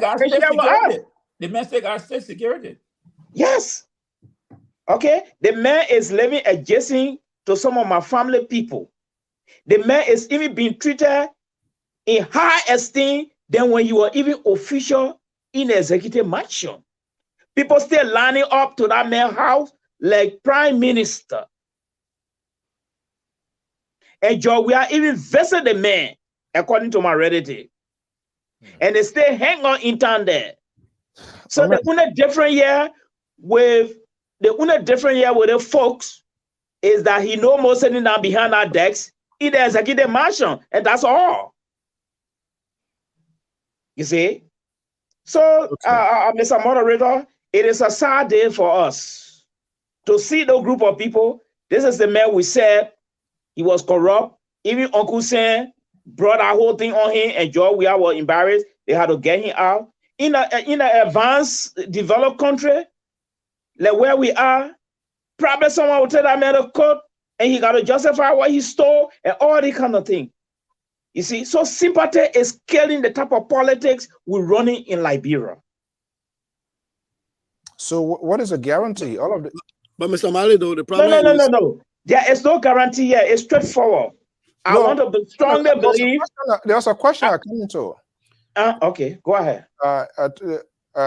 If this is like a tradition or it's a sort of culture that is heavily rooted in our society, yes, who can unroot it out? Cummings, Gonglo? It was good you came to that. Let me tell you, Liberia is corrupt to the bone. The only two neutral person here that's Jones and myself. So we can't take you guys. But Jones said that thing with straight face. Mr. Moderator, to be fair with you, here where my worries come in. What's this to say? Liberia is corrupt to the bone.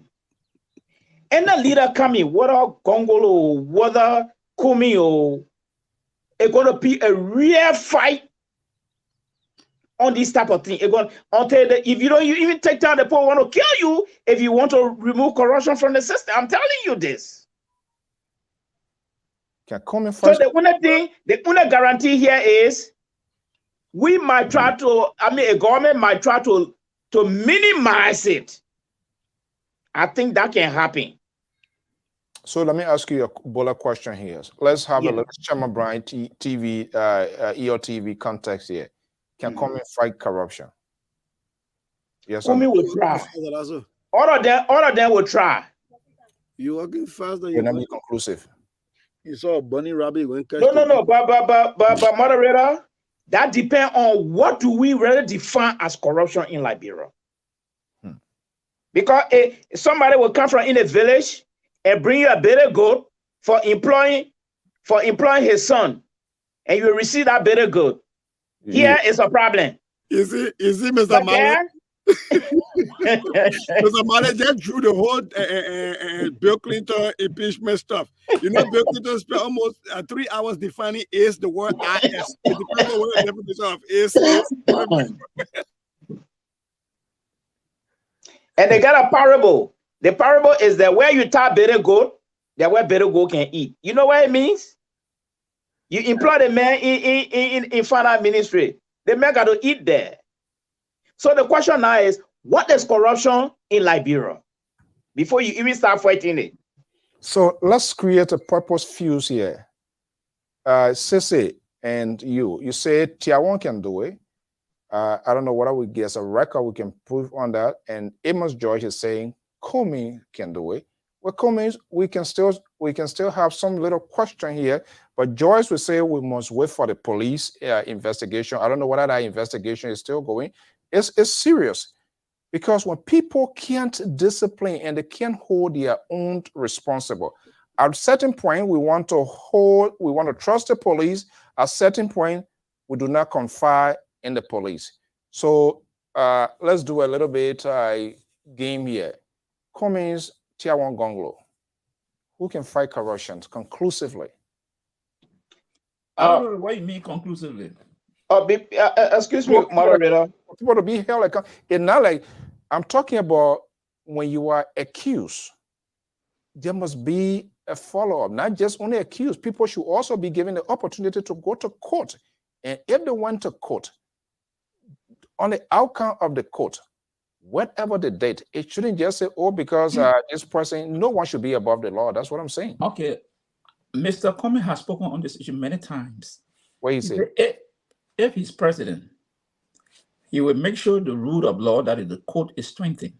And if anybody accused, they will have the day in court. But if they are found guilty, they will not just be sentenced to jail. What property you acquire that you took the reserve from the government, they will seize that property according to the law and sell it, and let the proceeds go to government, and you will serve your jail time. That has been Mr. Comey's position consistently on that issue. I don't let it go back to this police thing. When you take a case, what?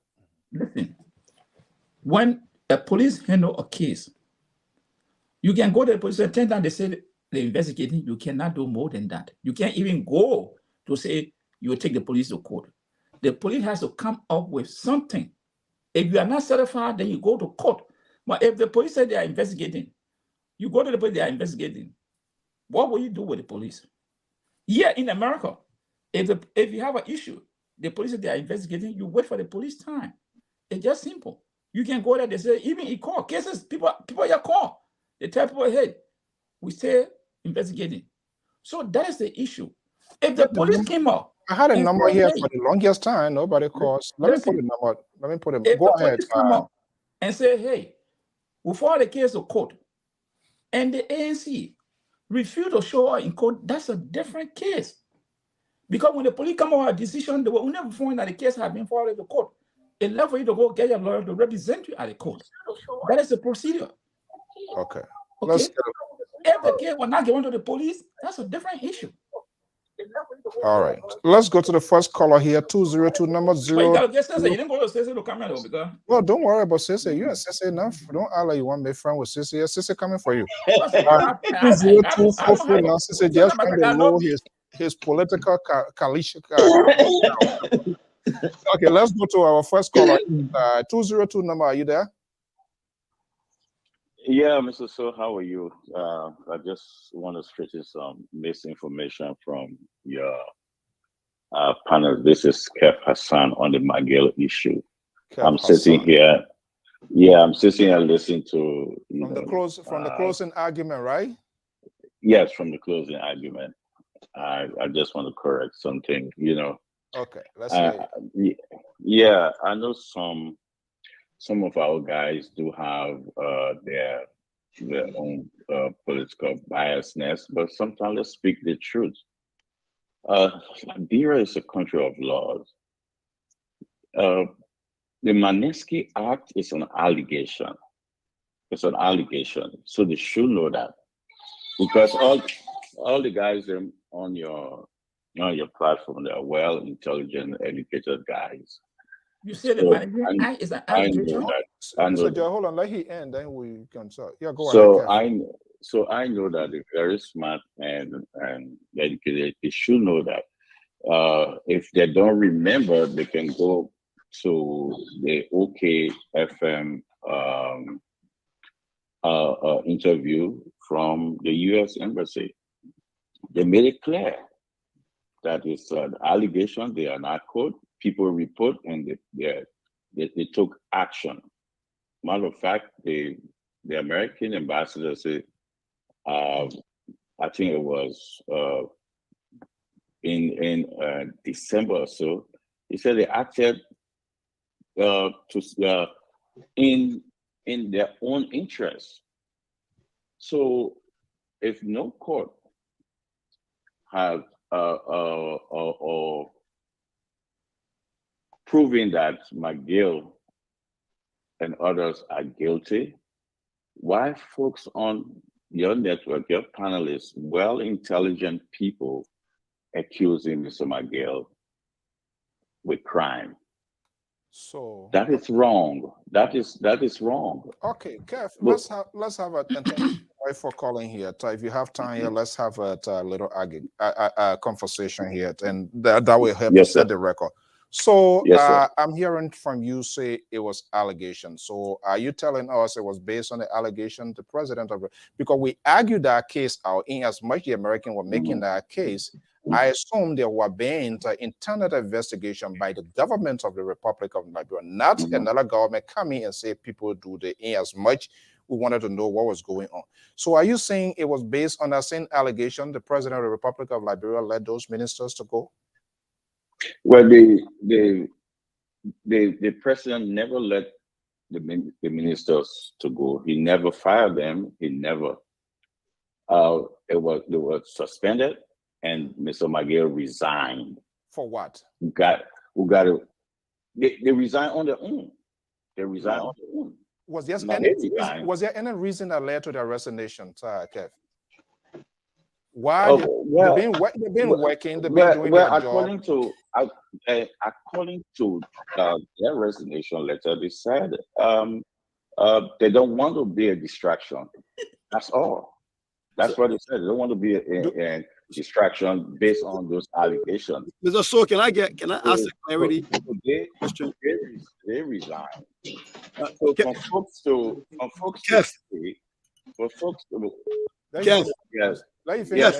Let you finish your point. No, I just want you to. Sorry, Kev, for cutting you off. This is Sisi Goya. How you doing, Chief? Oh, the guy who was checking my He can reply on me. Remember, different conversation there. Let me ask the other question here. I'm trying to understand the point you're trying to make about the accusation, and correct me if I'm wrong. Is the point you're trying to make, because I'm trying to understand that the point you're trying to make when you say it's an accusation was about whether Nathaniel McGill should be allowed to run, or whether somebody should go to the Supreme Court because he's now a criminal. And your point is that it is an allegation in that he has not been found guilty by a Liberian court. Therefore, he is not a criminal in the eyes of the Liberian law. Is that what you're trying? Is that what you're trying to say when you say it's an accusation? Well,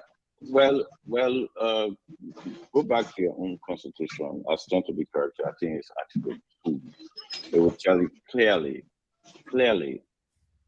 First of all, McGill has not committed any crime in Liberia. No crime, no law, nothing. So NEC can never, ever stop him. Nobody, no Supreme Court, nowhere, no law can stop him. No law. You gotta get that clear. We gotta let our people know. Because right, Kev, so that's the question. Because of our political biasness, we will tend to feed red meat to our people, and our children go out there with wrong idea. Right. So Kev. So my question is, I think that's the answer you're giving me. So my question is, I think when you came on to say that Nathaniel McGill, that the Magnitsky Act is an allegation, is the point you're trying to make is that according to Liberian law, Nathaniel McGill has not gone to court. He has not been found guilty of violating any laws in Liberia. Therefore, the Magnitsky Act, his sanction, is an allegation because he has not been found guilty in Liberian court. That's the point you're making, right? Correct. Okay, thank you. That's what I wanted to clarify. Thank you. Okay, I have a question. Yeah, go ahead.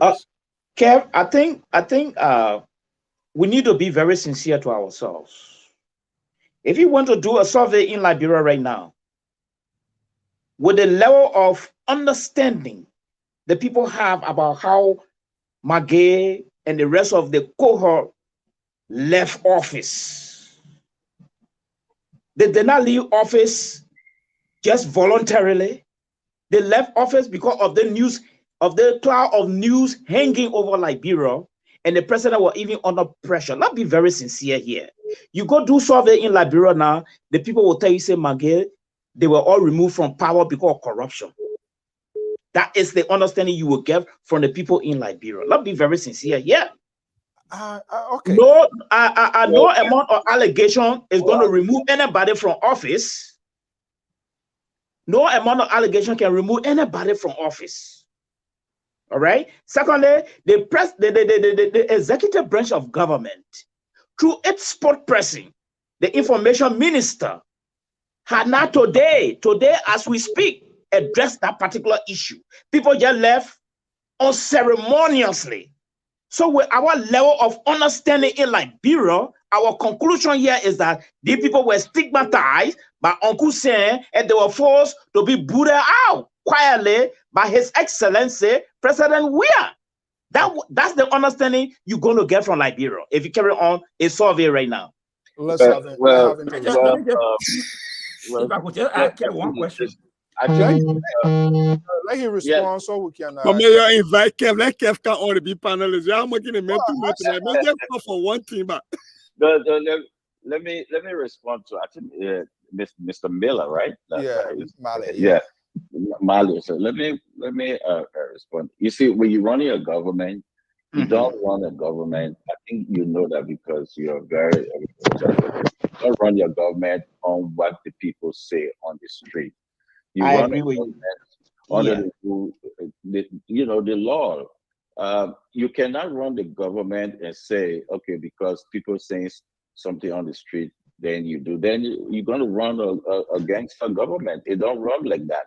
You run a government that should be run by the rule, the law. So if the Supreme Court or any other court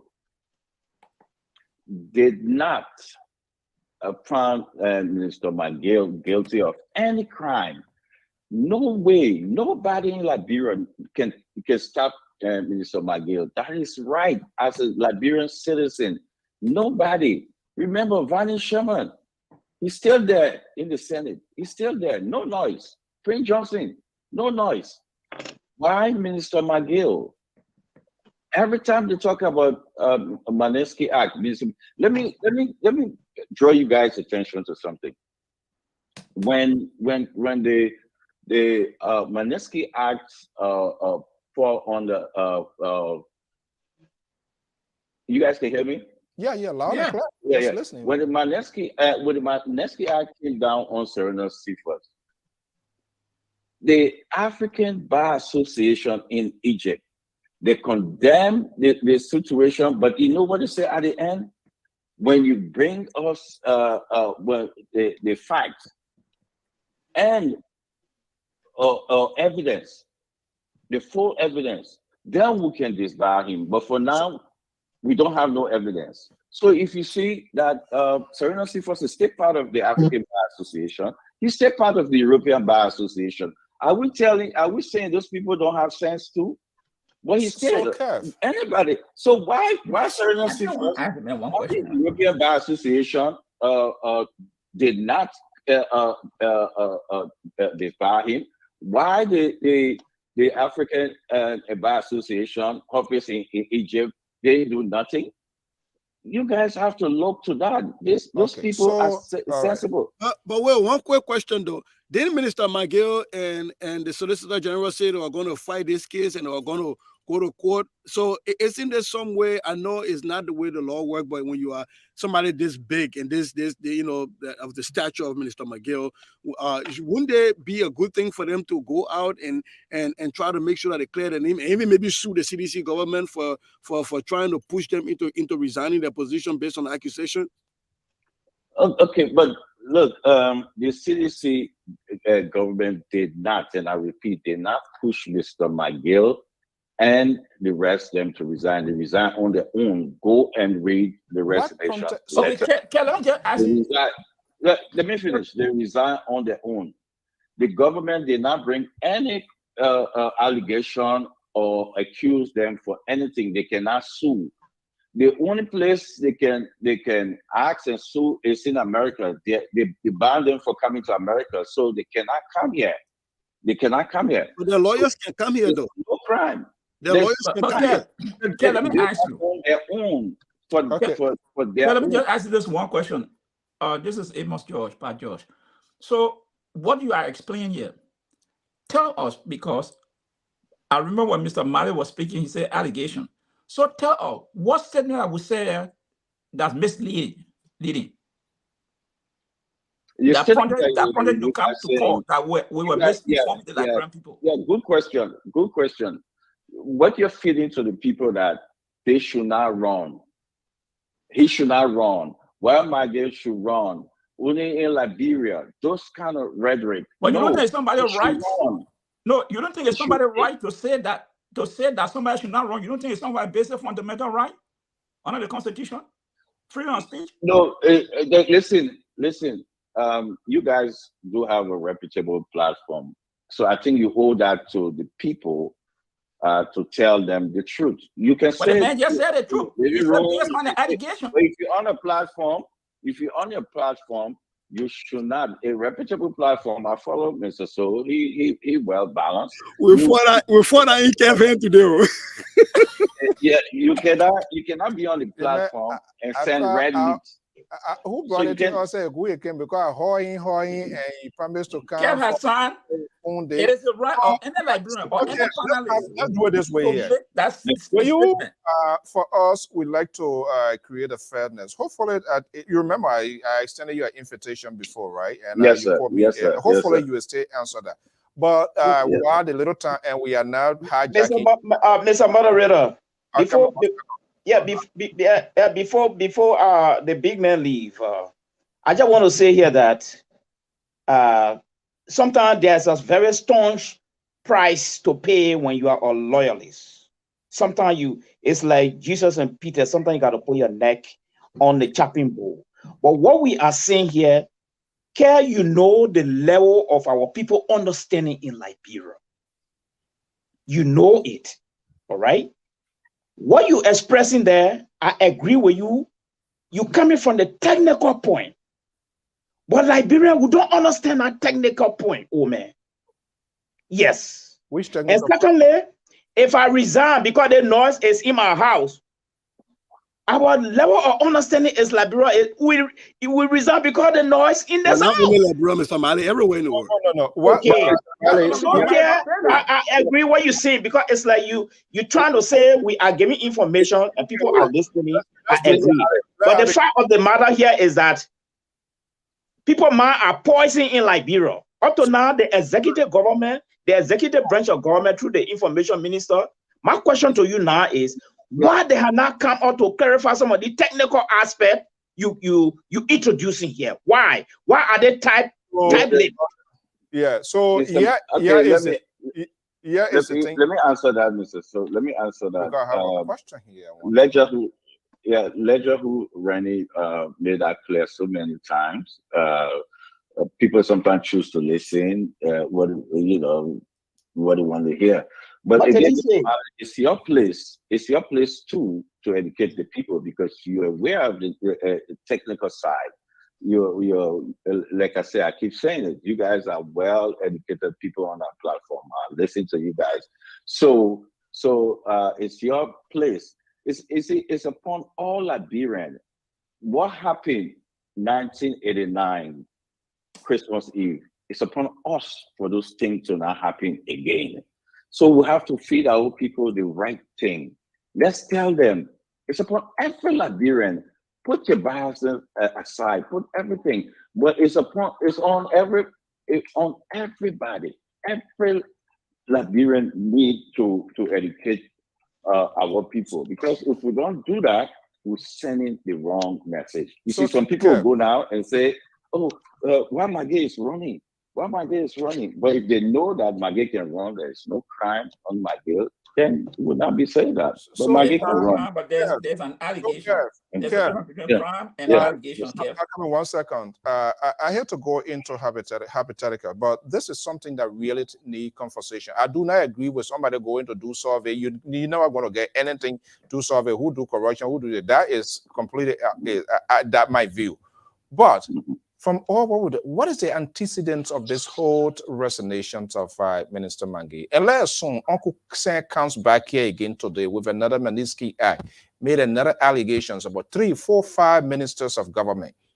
We found on here what was the government of Liberia own information obtained from Uncle Sam as a sovereign nation that warrant that even the president can either, there are 2 choices based on what comes out and not to be distraction, being in the close proximity of the president can say, you know what, you need to go. We have seen this here. But was there any information? You get their ears. I mean, it's a fact. Was there any information obtained from Uncle Sam with this here? And if Uncle Sam were to come out, as you said in your word, not to be a distraction, another 3, 4 ministers or senior government officials were bumped again, would they voluntarily resign? Is that a good thing? Let me say this. I said that on the air, and I've challenged the U.S. embassy. I challenged the ambassador that they can prove me wrong. No single one letter can come from the embassy, the American, to say this is the fact. This is what we got. They didn't receive anything. Nothing. From the government did Zero. not get anything. I can confirm it 1,000,000% on your show. But wait, why would Kev be the one to be the authority and not Musa Dean, who is the Minister of Justice or the presidential press secretary? So since we don't have the justice minister, then who knows? We can follow. Yes. But there's no authority there though. That would just be somebody speaking without authority. I can tell you this 100% that I know for a fact. Yeah, that is not sufficient. You are not a spokesperson of the government. That is not sufficient enough for anybody for me to buy your work. So, let me be upfront. So where are you obtaining this? Where are you obtaining this information? Mr. So, you can go back to to some of my tip, Mariah Yakula, I had that debate, and I challenged the embassy on air, and I said that more than how many times? So let me ask Well, you. but yes, in your understanding as a private citizen, the embassy will respond to you quicker than they respond to Musa Dean asking for evidence. Do you really think that? Mr. So, yeah, let me give you one thing. Let's look at the what the sanction might give for. One of the line in that Magnitsky sanction, what it said, McGill is he kind of dealing with warlord. But you just said there was no document. Then how you got that information? No, listen, what I say, let me say what I say. The charges, that's what I'm trying to talk. The charges, of the charges on McGill. So I gotta go, family. I got an errand to run. Careful, work on that on the other side, my man. I know you want to talk about the other thing there, but I gotta run. Sorry, Chi. I hopefully I will find time for you. But before I let you go, hold on, come here. Mr. Moderator, when you listen to the just shortly. Let me just before we're already out of time. Before we let you go, Kev, these informations you are providing, are they coming from the government of the Republic of Liberia, or those are information obtained by yourself? What I'm saying to you that I can confirm to you, but what I know through my proximity, no, nothing the government gets. So then is it a government to run the country? Sure. So yeah, okay, but you see, Mr. So I'm not the official spokesman. That's what I'm asking. So I cannot tell you that this from the government. I'm telling you based on my proximity and what I know. So I give it to you. What I know, nothing, zero. I said it on Spoon so many times, nothing. So Mr. Moderator, please listen to this. Please listen to the brief statement from Front Page Africa. It said, less than 24 hours after the United States Treasury Department slapped sanction on 3 members of Jowiat-led government, the Liberian president has suspended his most trusted ally and Minister of State Nathaniel McGill Twawele and the National Port Authority Solicitor General Sema Serena Cephas. Okay, guys. If they put sanction on these people, the question is why? Then why the president had to come out simultaneously to suspend these guys? Why? Kev, can you do me a favor? Yes, sir. For me, I do not like to how you call this be judgmental without having people in a day. I know I have his number. I'm not. I would appreciate a care can come right back. I would really appreciate that. No, yeah. Besides, Kev, the different thing I'm requesting for now, I have the Honorable Minister number. It being a while, I'm not sure whether he's still on that number. It's important. He's contesting for a very high position, high profile positions at the first branch of government. Is it possible, because I know you are connected with them, that we can have some of the critical conversation to put it to a rest? Is that any way that you can get in conveying so we can have a conversation with him here? Well, Minister McGill? Yes, I mean, and we will look at his bid for the Senate. We can look at his senatorial bid and talk about some other critical issues. Mr. McGill, at this time, that I can tell you, he's not doing any media round. He will do media round very soon, but not now. He's not doing media. He's not doing media rounds. I know that. When the time comes, will you help us to see whether we can have him? Definitely got to do it at some point in time. I can make that promise. Yeah, so we'll see what on his table, but. Now he's not making media rounds. Okay. You know, right. But he will, but not now. Okay. So I hope when anybody should not be accused. I frown on that. I don't want people be accused without having their court, having their time in there, and then people resign. Right. That's a concern for me. Let me make one quick correction for Mr. Amos George. It's about Newquay. Yeah, nuclear is there, but remember, nuclear is supporting the president. And most of the people who supported McGill will vote for the president. And McGill is a sedition, he's still there. So nuclear he still announced that he will support the president. You seem to have a lot of information. Is he still enjoying the government of Liberia protection? Oh yes, I got that. I saw that statement. Let me ask him. Maybe you, Kev. Mm-hmm. You have a lot of information. Is Minister Magay, former Minister Magay, is he still enjoying the government of Liberia protection, security, people hearing on payroll? Those are things that he needs to explain for himself. Mr. So, you expect me to talk about Mr. Magay's security details on the show? No, I cannot do that. I cannot talk about Mr. Magay's security details. Meaning he still enjoy the security protection. So I cannot. I cannot speak. Okay. Mr. Moderator, you see the question you just brought to the big man. Okay, let me tell him right now, there is the rumor moving all over Liberia right now that Mr. Magay is still active on payroll and he have his security details still with him. The only difference here is that he not behind his decks. These are all allegations, and in Liberia, some allegations can really be true.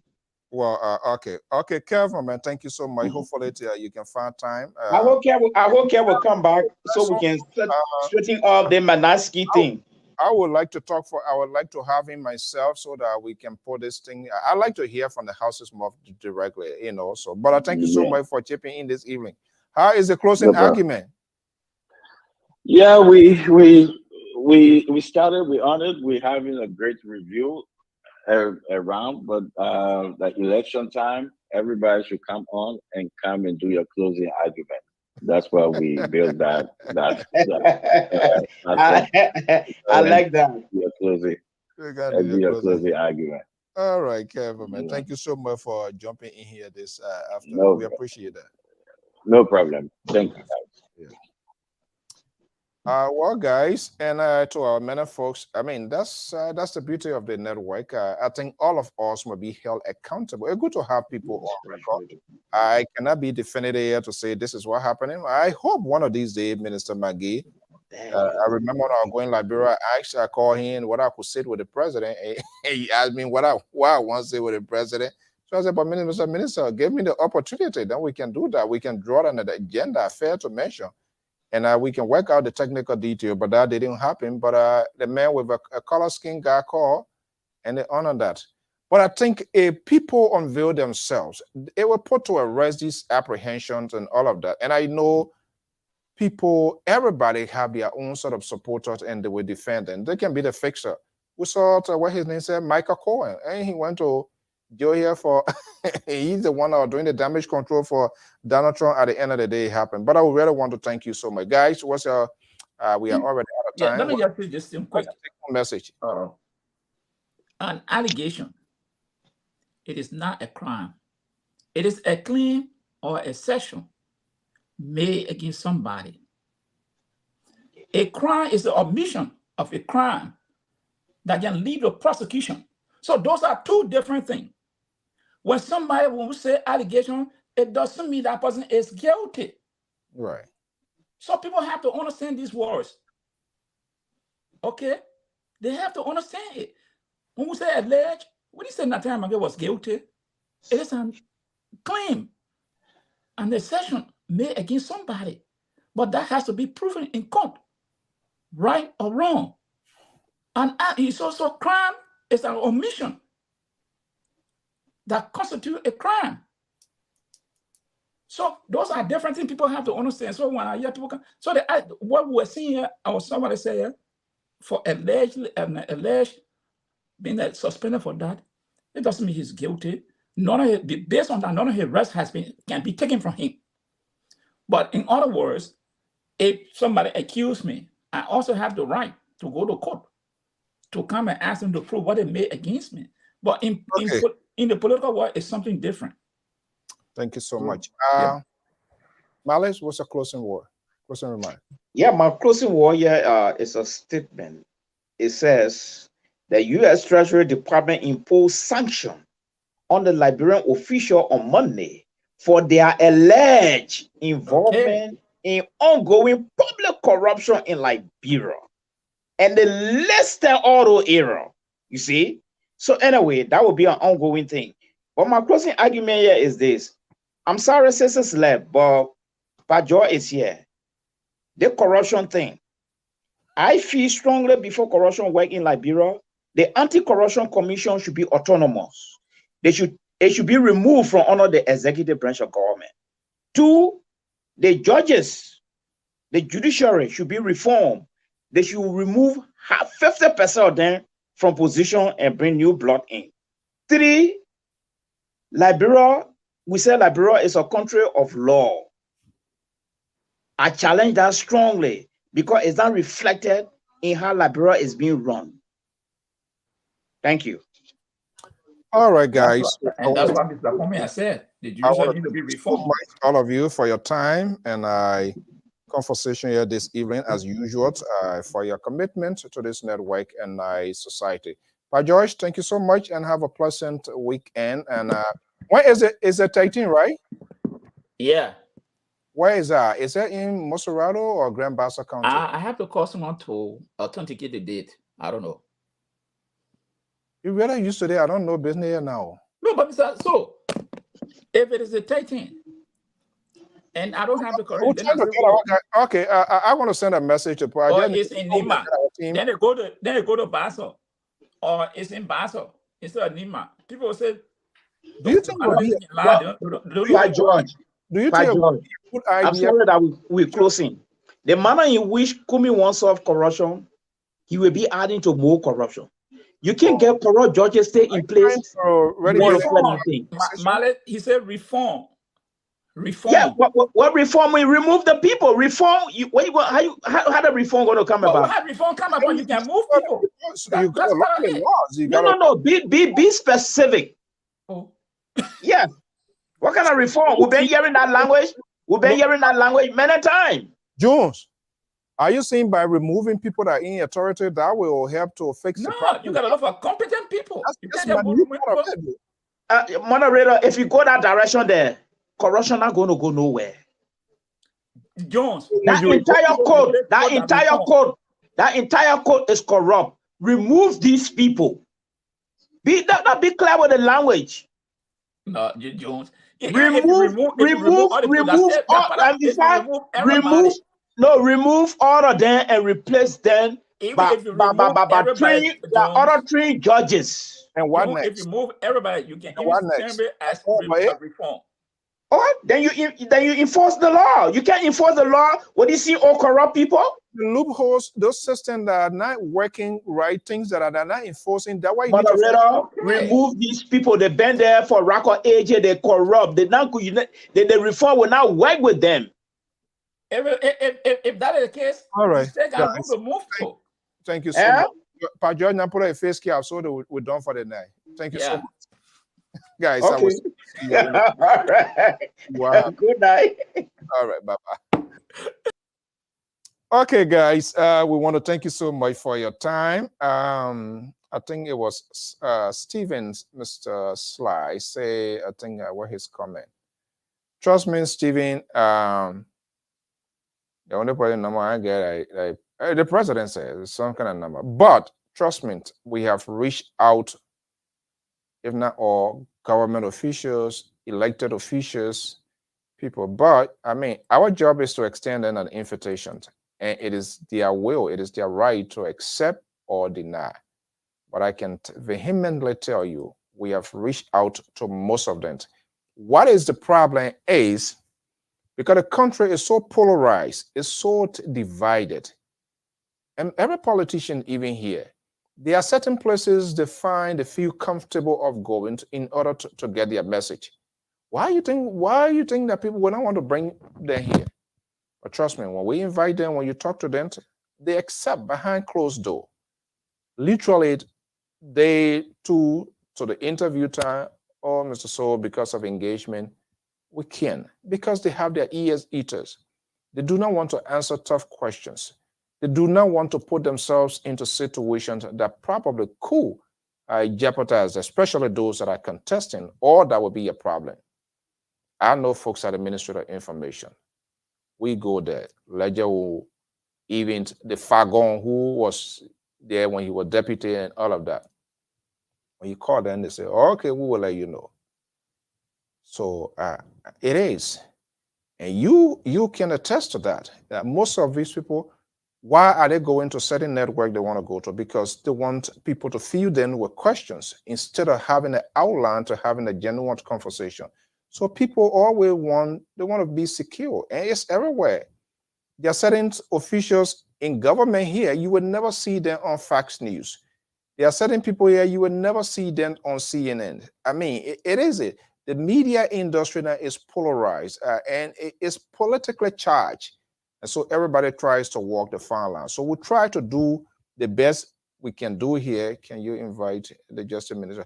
Oh yeah, I spoke with the Justice Minister, and not even went to Liberia, met the Justice Minister.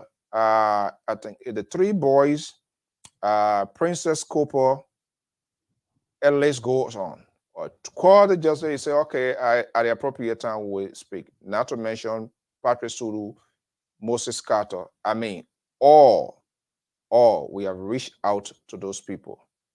But again, people feel comfortable to go certain places to channel their message. Our job is to reach out to them, and they are at liberty to accept or reject. And so when they decide to go on that route, then it's nothing. But I can tell you, we always reach out to them, even to people that are contesting right now. And that's the problem. Everybody, electorates, followers, citizens, hosts, commentators, everybody protect their own alligator. And so when you ask them questions, they reference the past. It was done last year, 2 years ago, so why now? This sort of visual cycle, this sort of visual happenings is consistent. So it makes some of us have this apprehension as to what is changed and what sort of change is coming, because everybody protect their own. Liberian politicians are unwilling to take a political risk, unlike the Westerners. Anybody say anything here, they give it justifications of their saying. They would not take responsibility of any of their supporters saying something that is ridiculous or something that doesn't make sense or something that is just not a human, because they do not want to take a political risk and they are unable to do that. That's the problem. That's the challenge. And guess what? The supporters help to facilitate the behaviors of these people. Seditions protect seditions at all costs. Unity partisans protect unity partisans at all costs. ANC defend ANC to the belly button. LPP does the same way. How many of us, even when we support this person, and the person is not making an informed decision, or when the person is saying something that is not in the interest of the country, let's put it that way. How many of us raise their fingers to say, yes, I support you, but this decision here, I do not? We justify every action by those people because we simply, so it's not an unusual thing to me. When somebody is defending and somebody is being politically correct, it is not unusual, because I've seen this over and repeatedly. How many other people, how many of the parties denounce? Very few that they will denounce their own colleagues of saying certain things that they're not supposed to say. We back them. So it's equally proportional to the other people. Just how you back their people, their supporters going to also back them, whether it's wrong or right.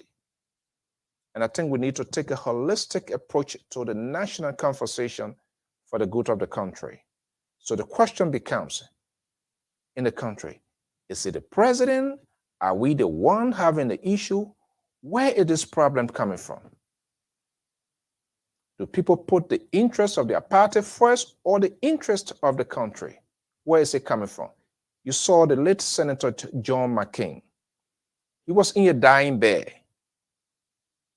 and he went to Capitol Hill, and he did like this. That was in the interest of the country and his constituents that he represented. It was not for the Republicans. You saw Liz Cheney. He was in a dying bed, and he went to Capitol Hill, and he did like this. That was in the interest of the country and his constituents that he represented. It was not for the Republicans. You saw Les Cheney. You saw Adam Kissinger of Illinois. Some of those people, they believe in the constitutions of their country. How many of our people, how many of our politicians will rise up against their party? Let's change and talk the political risk. Knowing what she was doing, her position did not go with the party's ideology, but in her own conscience and believing in the constitutions of this land for the good of the people of America.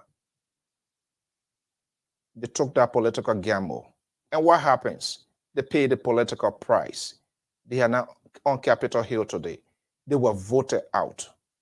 How many of you or how many of us can do that?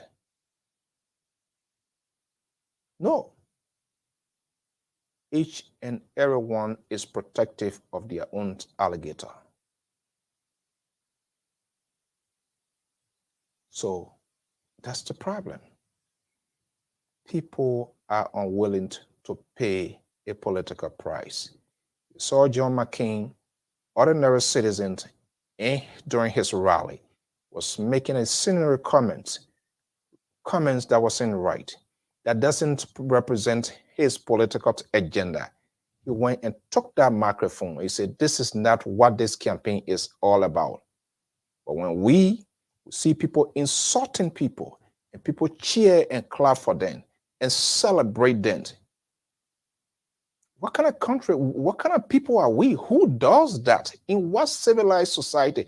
Do you think when you do those kind of things, who would take you serious to have a national conversation that you will go sit down with diplomat or business people? They see that, they look at us as funny. Who in their common mind would do that, that you can't even put your argument together? When last you saw a strong supporter or a top insider? I'm waiting one of these days to see Zean Soe and Darius DeLon, maybe Akaras Gray, and who else from the other side, to have a lunch together. An argument, make their case, share their notes, their political agenda. Most of them, they are all members of subcommittees in both houses. Who can convince their friend to say, oh, this is what I have for my district. This is what for the county.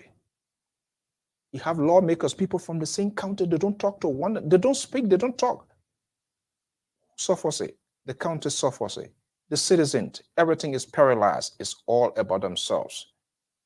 And they believe in the philosophies or the ideologies of the party so much and not the country. Because maybe it is through the party. Until we can begin to touch these critical issues, yes, the ideology of the party or the institutions you represent is there. But ultimately, when you are elected, you're not an appointee. It is not the president. The president can't dismiss you. So if you have 4 or 5 members from different political institutions representing the county, you've got to sit as a people, as a nation, and put your agenda. See what is applicable. You sit around the conference. That's why the civil men call round conference.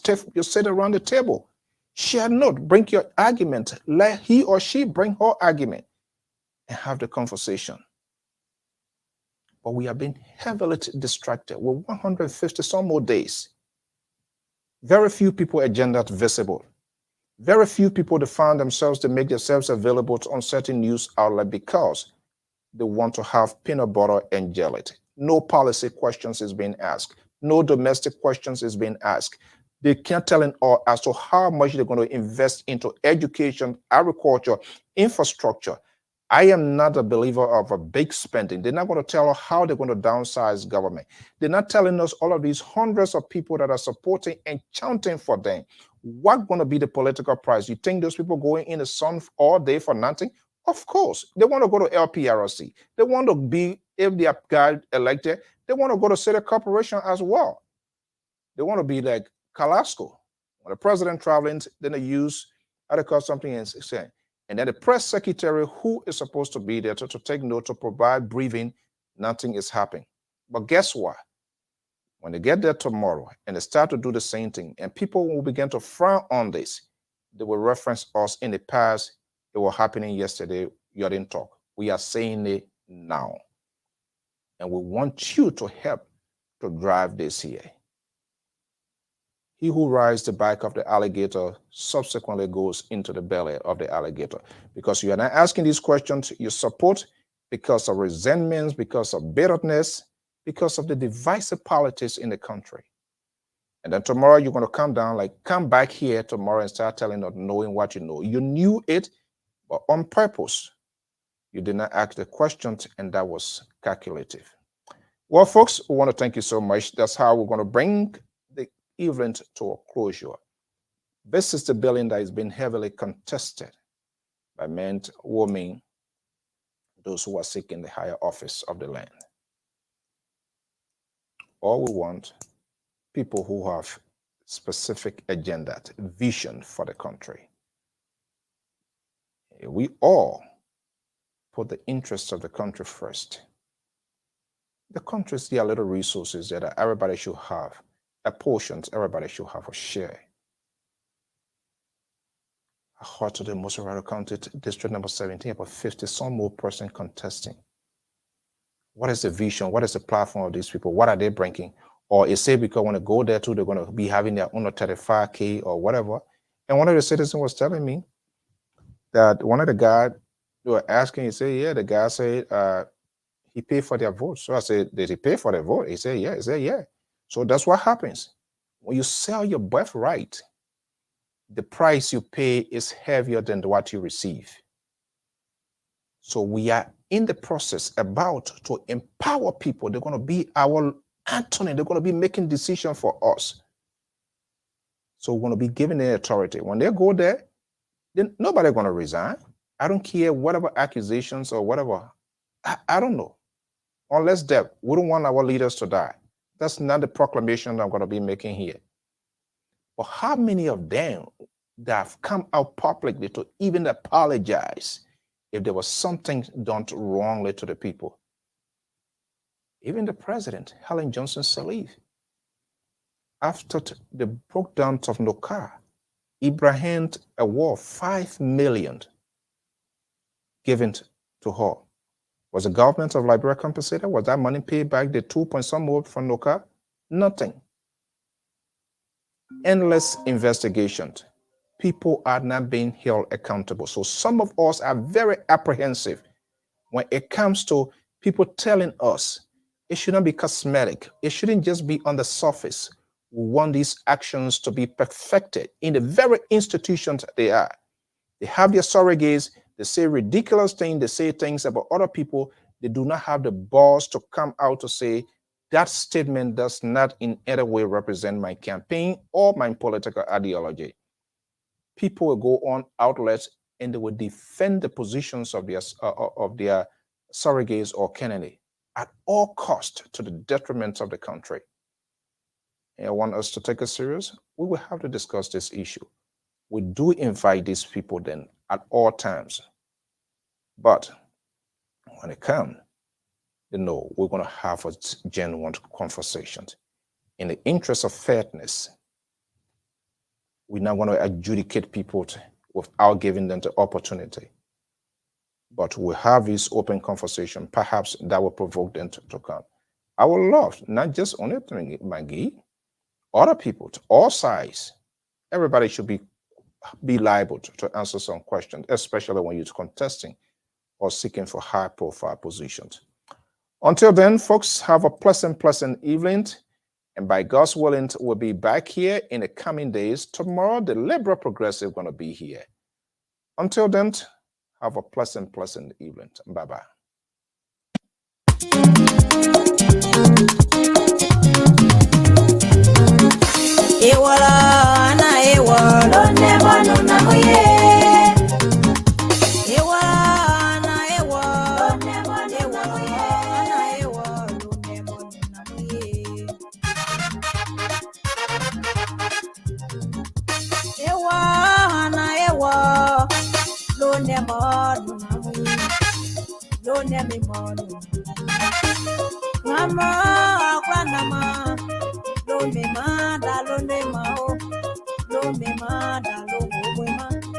Lo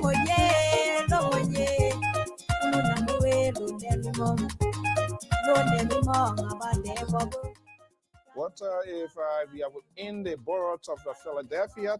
The Gonglo team going to be having a dinner on May 13, 2023.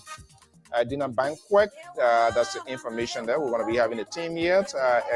We'll be having a conversation here with them. A group calling itself Seeker Community USA will be having a convention in Philadelphia as well. On June 8th to the 11th. All of that. LPR has been tapped to also bring coverage as well. If this is your first time on this network, we want to say thank you so much. Follow us, subscribe so that you get a like. We always welcome your suggestions, your comments. Will go back. Your comment help us a lot into our national conversations. Whether you agree or disagree with us, you have the right to air, as long as it's done in a safer context. Before we go, we say happy pre-holiday to all our mothers, and especially those of you here, mothers, sisters on this Liberia Public Radio, and all mothers across the country. We say happy Mother's Day. Thank you so much for your time. On behalf of the analysts of the Liberia Public Radio, if you want to be part of this team as well, let us know. The only thing we're not getting money, we're not paying anybody. So just let us know and we can make your voices heard here. Again, all comments, tweets, statement here does not in any way represent the management and staff of the Liberia Public Radio, but we do have to facilitate this hardcore conversation. Hey, Alexander Dawson, thank you so much for your time this evening, and all of you people. Subscribe with our network. Follow us on Liberia Public Radio. Have a pleasant Sunday evening, and be safe. Thank you so much. Bye-bye.